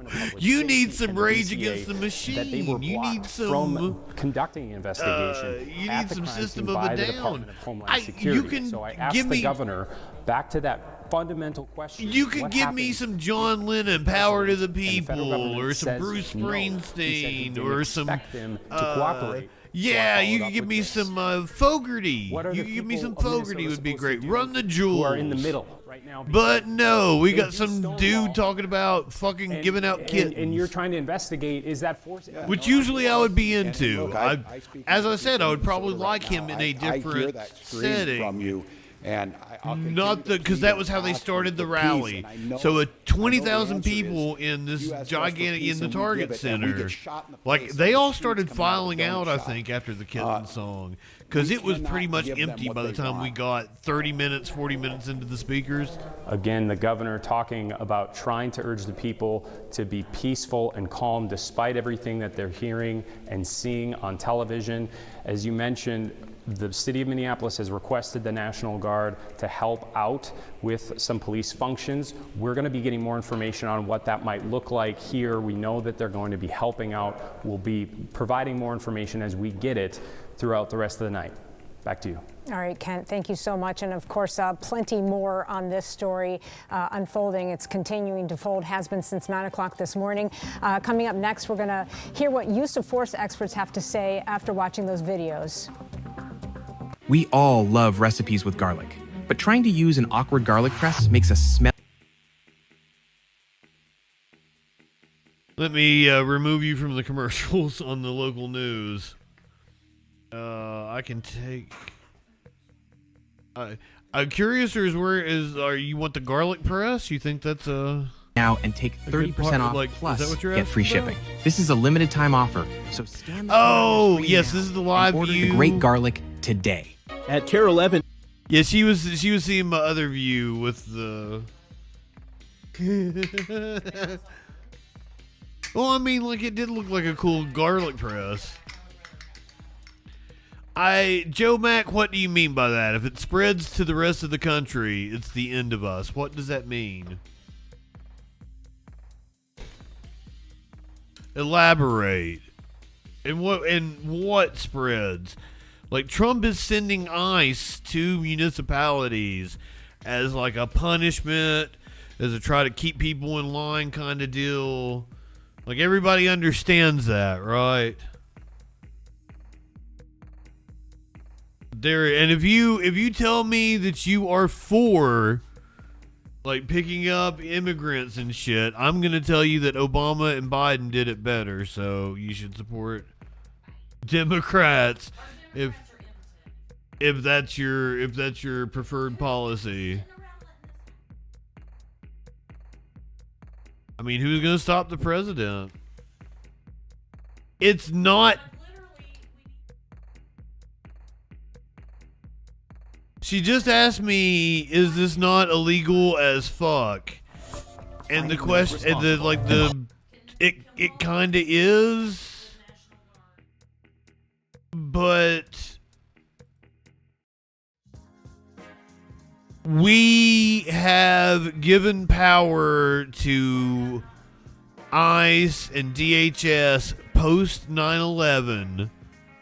Then our Congress and our Senate has voted it away, and the people haven't been informed enough to fight back. Some of us did. Some of us fought back against the NSA and ICE and shit. Is the best practice when you have a conceal and carry and are approached by officers, and then in turn, what are officers supposed to do? Well, is the gun in the holster, or is it pointed at you? If the gun is pointed at you, you know that they're making an assault towards you, that they have an intent to shoot you. You can't wait and say, are you going to kill me or not? So that is a direct assault on the officer if it is pointed at you. Now, if it's sitting in the car, on maybe the driver's seat or in a glove box, or if it's holstered because they do have a carry permit, then you say, put your hands up, make sure that you can identify them, tell them not to touch the gun, and that you will search and make sure that you are protected and safe. Take the gun away from them, find out for sure if they have the permit, it should be on them, and then you go from there. Just within the last half hour, we did speak with another expert that is analyzing more of this video as we have been getting it in, and we'll have their response coming up later at 6. Always important to get that perspective, and so we appreciate you reaching out to them today. Much more coming up next. I used to think all money. Yeah, what about 7 pigs are already beating the shit out of you? It kind of makes things different, doesn't it?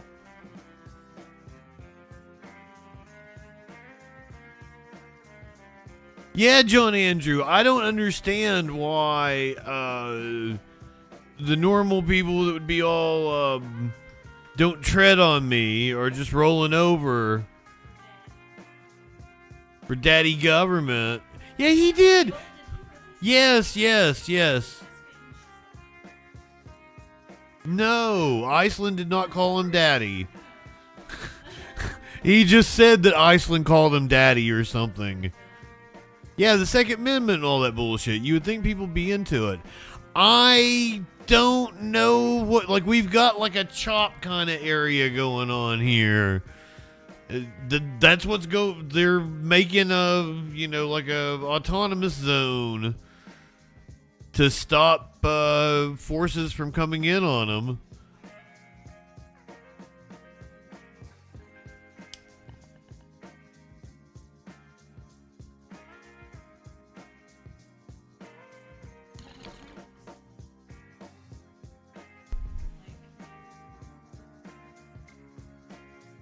Yeah, I have spoken up against the militarization of our police forces and shit. Will you light my candle? Yeah, that one. I do not have any dabs clinically. Our weed store got completely ravaged over the holidays. They've restocked pretty much everything except dabs. So that's why I've had the Sun Rocks instead of the dabs. But the Sun Rocks, I do like the Sun Rocks an awful lot. I think the dabs are more powerful though.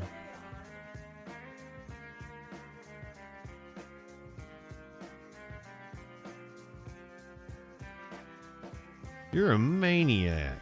I love it.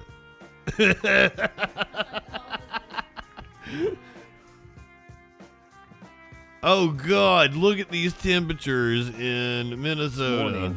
all around. Negative 28 degrees. Zoom out, take a look at the rest of the region. We did find 20s and even some 30s below zero. The good news is it snowing here? Trend coming our way.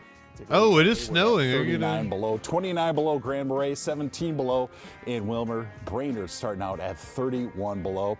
And across the northern portion of our region, we still have a cold weather advisory that will go into effect here 6 o'clock, run through 12 noon tomorrow. This is the area that could still see. Quigley, what's the temperature down there with you? I saw that it was 90 in the Everglades. Day before yesterday, there was a 144 degree temperature switch between right now. We're going to continue to the Everglades and whatever the fucking North Dakota it was, Havoc, North Dakota. They will stay light, but you may get little fluctuations in the winds. It was 90 in the Everglades, and it felt like, or it was both of them. It felt like it was like the dew point in the Everglades, and then the wind chill in the Havoc, North Dakota, and it was like negative fucking 24 or something. Across our region, we do have that big system that's moving through the lower half of the Mississippi River Valley on its way towards the Ohio River Valley and into the Mid-Atlantic. Eventually, by tomorrow night, motherfucker had an 89 of high today. We'll have a today. little bit of passing cloud cover across the area tomorrow, but otherwise looking like it'll be... Okay, there's a vigil at 7. That's an hour and a half from now, right? Just above the zero mark. 4 single digits and teens below zero for those wind chills throughout the day. Take a look at this wind chill forecast for the rest of the region. Again, we start things out tomorrow morning. Teens, 20s, a few of us in the minus 30 range into the early part of your Well, it will warm your heart to know that there was like 100,000 people at the for your rally neighborhood at the march, and then they filled the entire Target Center. Portion of the region.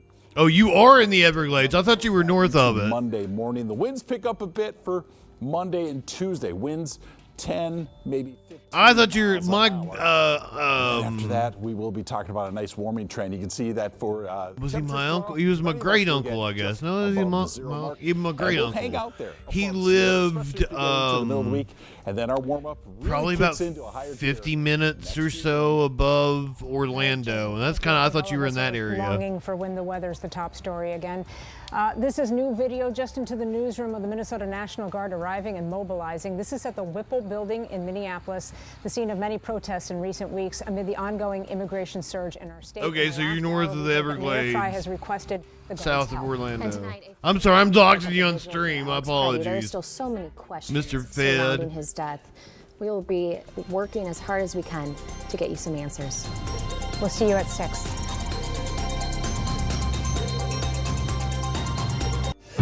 Titanium, stronger than steel. This is the big shot of the protest gathering.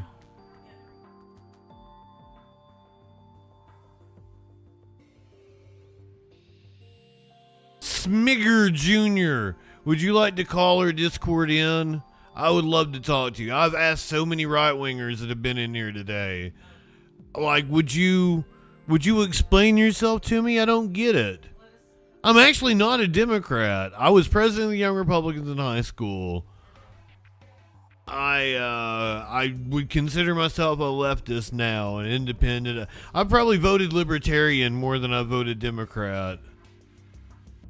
Do you think I look unhealthy? I think I look pretty fucking healthy. I think I look too healthy. I got a little gut going on here now. Do I look unhealthy?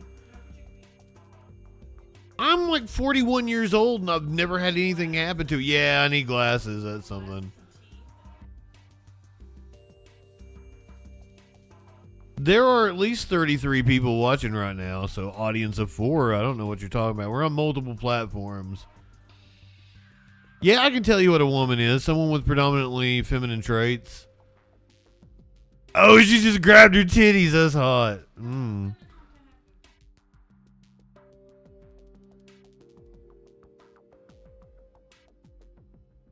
See, since you're pulling the what is a woman on me, I'll pull that Matt Walsh once called me a formidable voice in the culture. JustinFREAKIN is a formidable voice in the culture. They're going to say an adult human female. That's what they're going to say to me. No, that's just their... And then I'm going to be like, what's a female? Leg hair and boobies. That's a woman right there.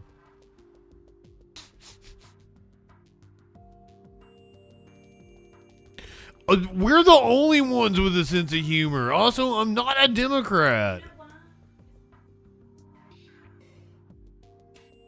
Bragwitz, welcome in. That's also exactly what a woman is. What's your definition of a woman? Call or Discord in. Let me know. Somebody give her the phone number. Or him. I just assume. I don't know. Somehow I saw like Smiggy Girl. But it's Smigger Jr. SMG Jr. Clinically over here judging me. Smigger Jr.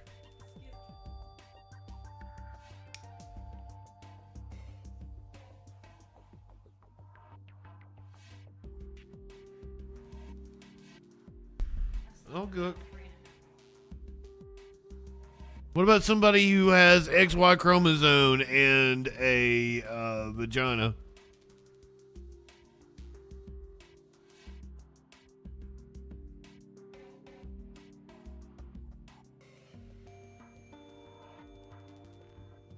There's a million different inputs, okay? So with gender, sex traits, there's just so many different inputs. Hormones, brain chemicals, your actual physical anatomy. There's so many different factors. So once again, predominantly feminine traits. Year-old Minneapolis man who was in the vicinity of 26th Street and Nicollet Avenue where ICE... And I find it weird you're all fucking obsessed with gender. Video seems to show Pretty filming in the middle of the street, and then he tried to pick up a woman who got pushed down. From there, he gets sprayed by an agent, and another video shows a group of agents restraining Pretty, then an agent firing a number of shots. Later, Homeland Security officials released a photo of a handgun along with 2 magazines that they say Pretty had on him. In their words, they say Pretty approached them. Okay, well, someone who's intersex should be able to like choose which gender they want to be, right? Video yet that corroborates the assertion that Pretty. Oh, that is not the number at all. What happened before the moments that were caught on video that we've shown you here. State investigators say that they have been shut out of the investigation. Federal officials not letting them into the crime scene. What do you mean my mindset? You don't even know anything about my mindset. This is also something I'm tired of right-wingers doing. They will tell you, like, they'll be like, you do this, you do that, you work here. You probably have a degree in this, and you've used it to do, and I'm like, a large crowd out here. Have a discussion about a point without like Street and Nicollet Avenue, and there are straw manning, poisoning the well, red herring, whatever the fuck you want to call of it. Speakers. One of them was a healthcare worker. Obviously, this is an industry that is especially impacted because, as we know, the victim Alex was an ICU nurse. And then I want to show you over here as well. There is The predominant trait takes over by 10. What? I don't know what that means. Some of these shops have shut down for the day. I told you exactly what a woman is. The predominant trait takes over by 10. Or warm, hand warmers, whatever it may be, they are able to stop in, do that, and come back outside to protest. And this group has consistently. Because I'm cool and I'm intellectually curious, unlike you. I've talked to a few protesters who tell me they will be out here for as long. I have critical thinking skills, so I might not be the smartest. Agencies on the scene, either local or federal at this point, is that right? Rena, that is correct. We know for certain that federal agents left earlier, and I don't see any more out here on the scene. But I also don't see a local. To point out, apparently you're a Matt Walsh fan. Here's a good reason to listen to me. Matt Walsh called me a formidable voice in the culture. JustinFREAKIN is a formidable voice in the We're learning culture. more tonight about Alex Pretty, the man who was shot and killed this morning. Yes, a woman is someone with predominantly feminine traits.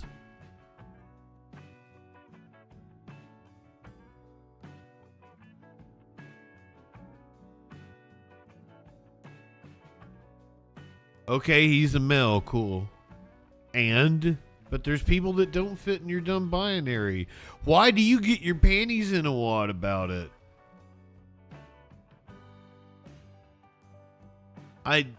No, nobody said that if you like flowers and pink, you're a woman.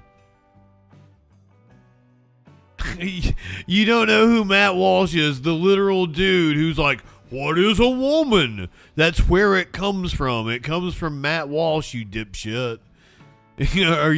Are you telling us you have no idea who you're quoting?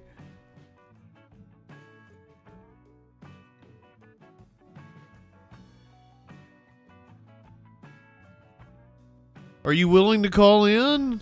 I'd love to talk to you. I wanna understand right-wingers. You all seem like hysterical dumb fucks to me. But I'm willing to listen and try to get a grip on what you're talking about. Okay, what you ask what is feminine?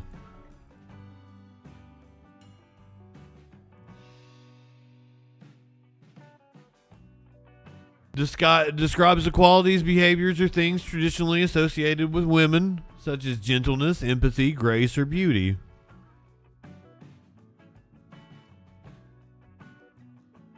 Pretty straightforward.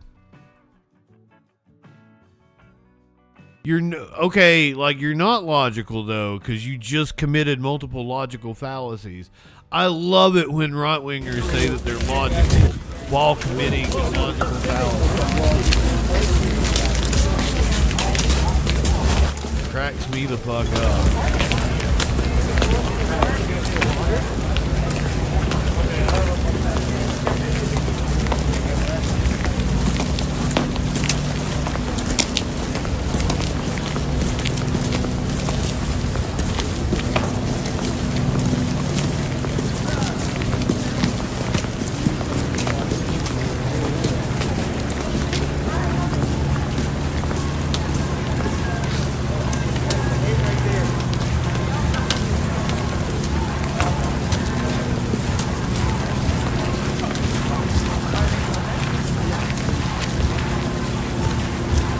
Okay, you're also talking about something like that has nothing to do with what we're covering. I don't know why you came in here and started talking about what a woman is. Do you need to seek therapy for your gender dysphoria?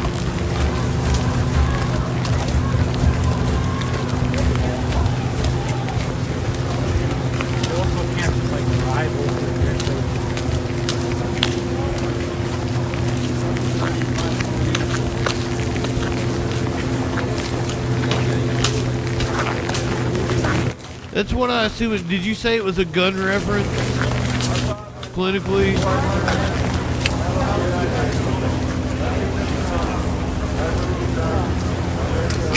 That makes perfect fucking sense.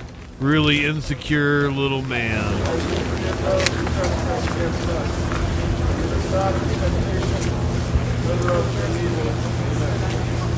Colonel West, Grand Under Alex Reward. Professional life time Congress. It is so and all the souls and seeds departed. First responders. Can't answer what?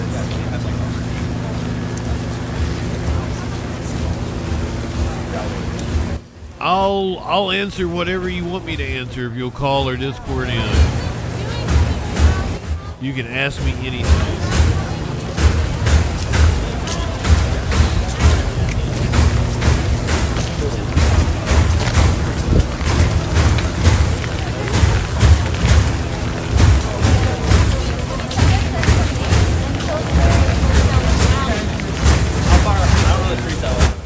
You're just ranting. Are you saying you don't understand gender? I would agree.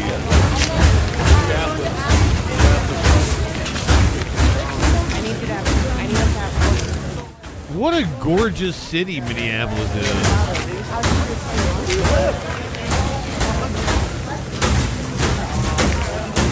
There's the, what is that, Glam Doll Donuts or something? I answered your question. How many times do I have to answer the same fucking question? It is very cold. Like you're spazzing out in my chat. I'm sorry, I'm not supposed to use that word you're having a tantrum in my chat over something I answered 20 goddamn minutes ago.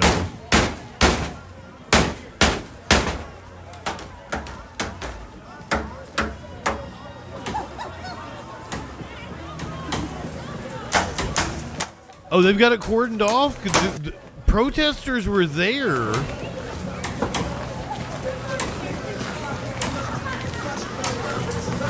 Earlier, I saw a video of it.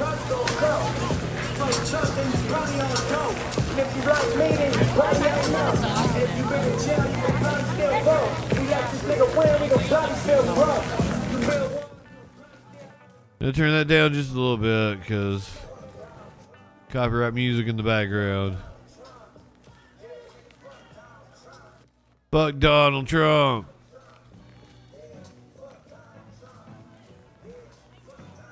It's always the same thing with right-wingers. They speak in riddles, and they act all self-righteous when you can't even understand them.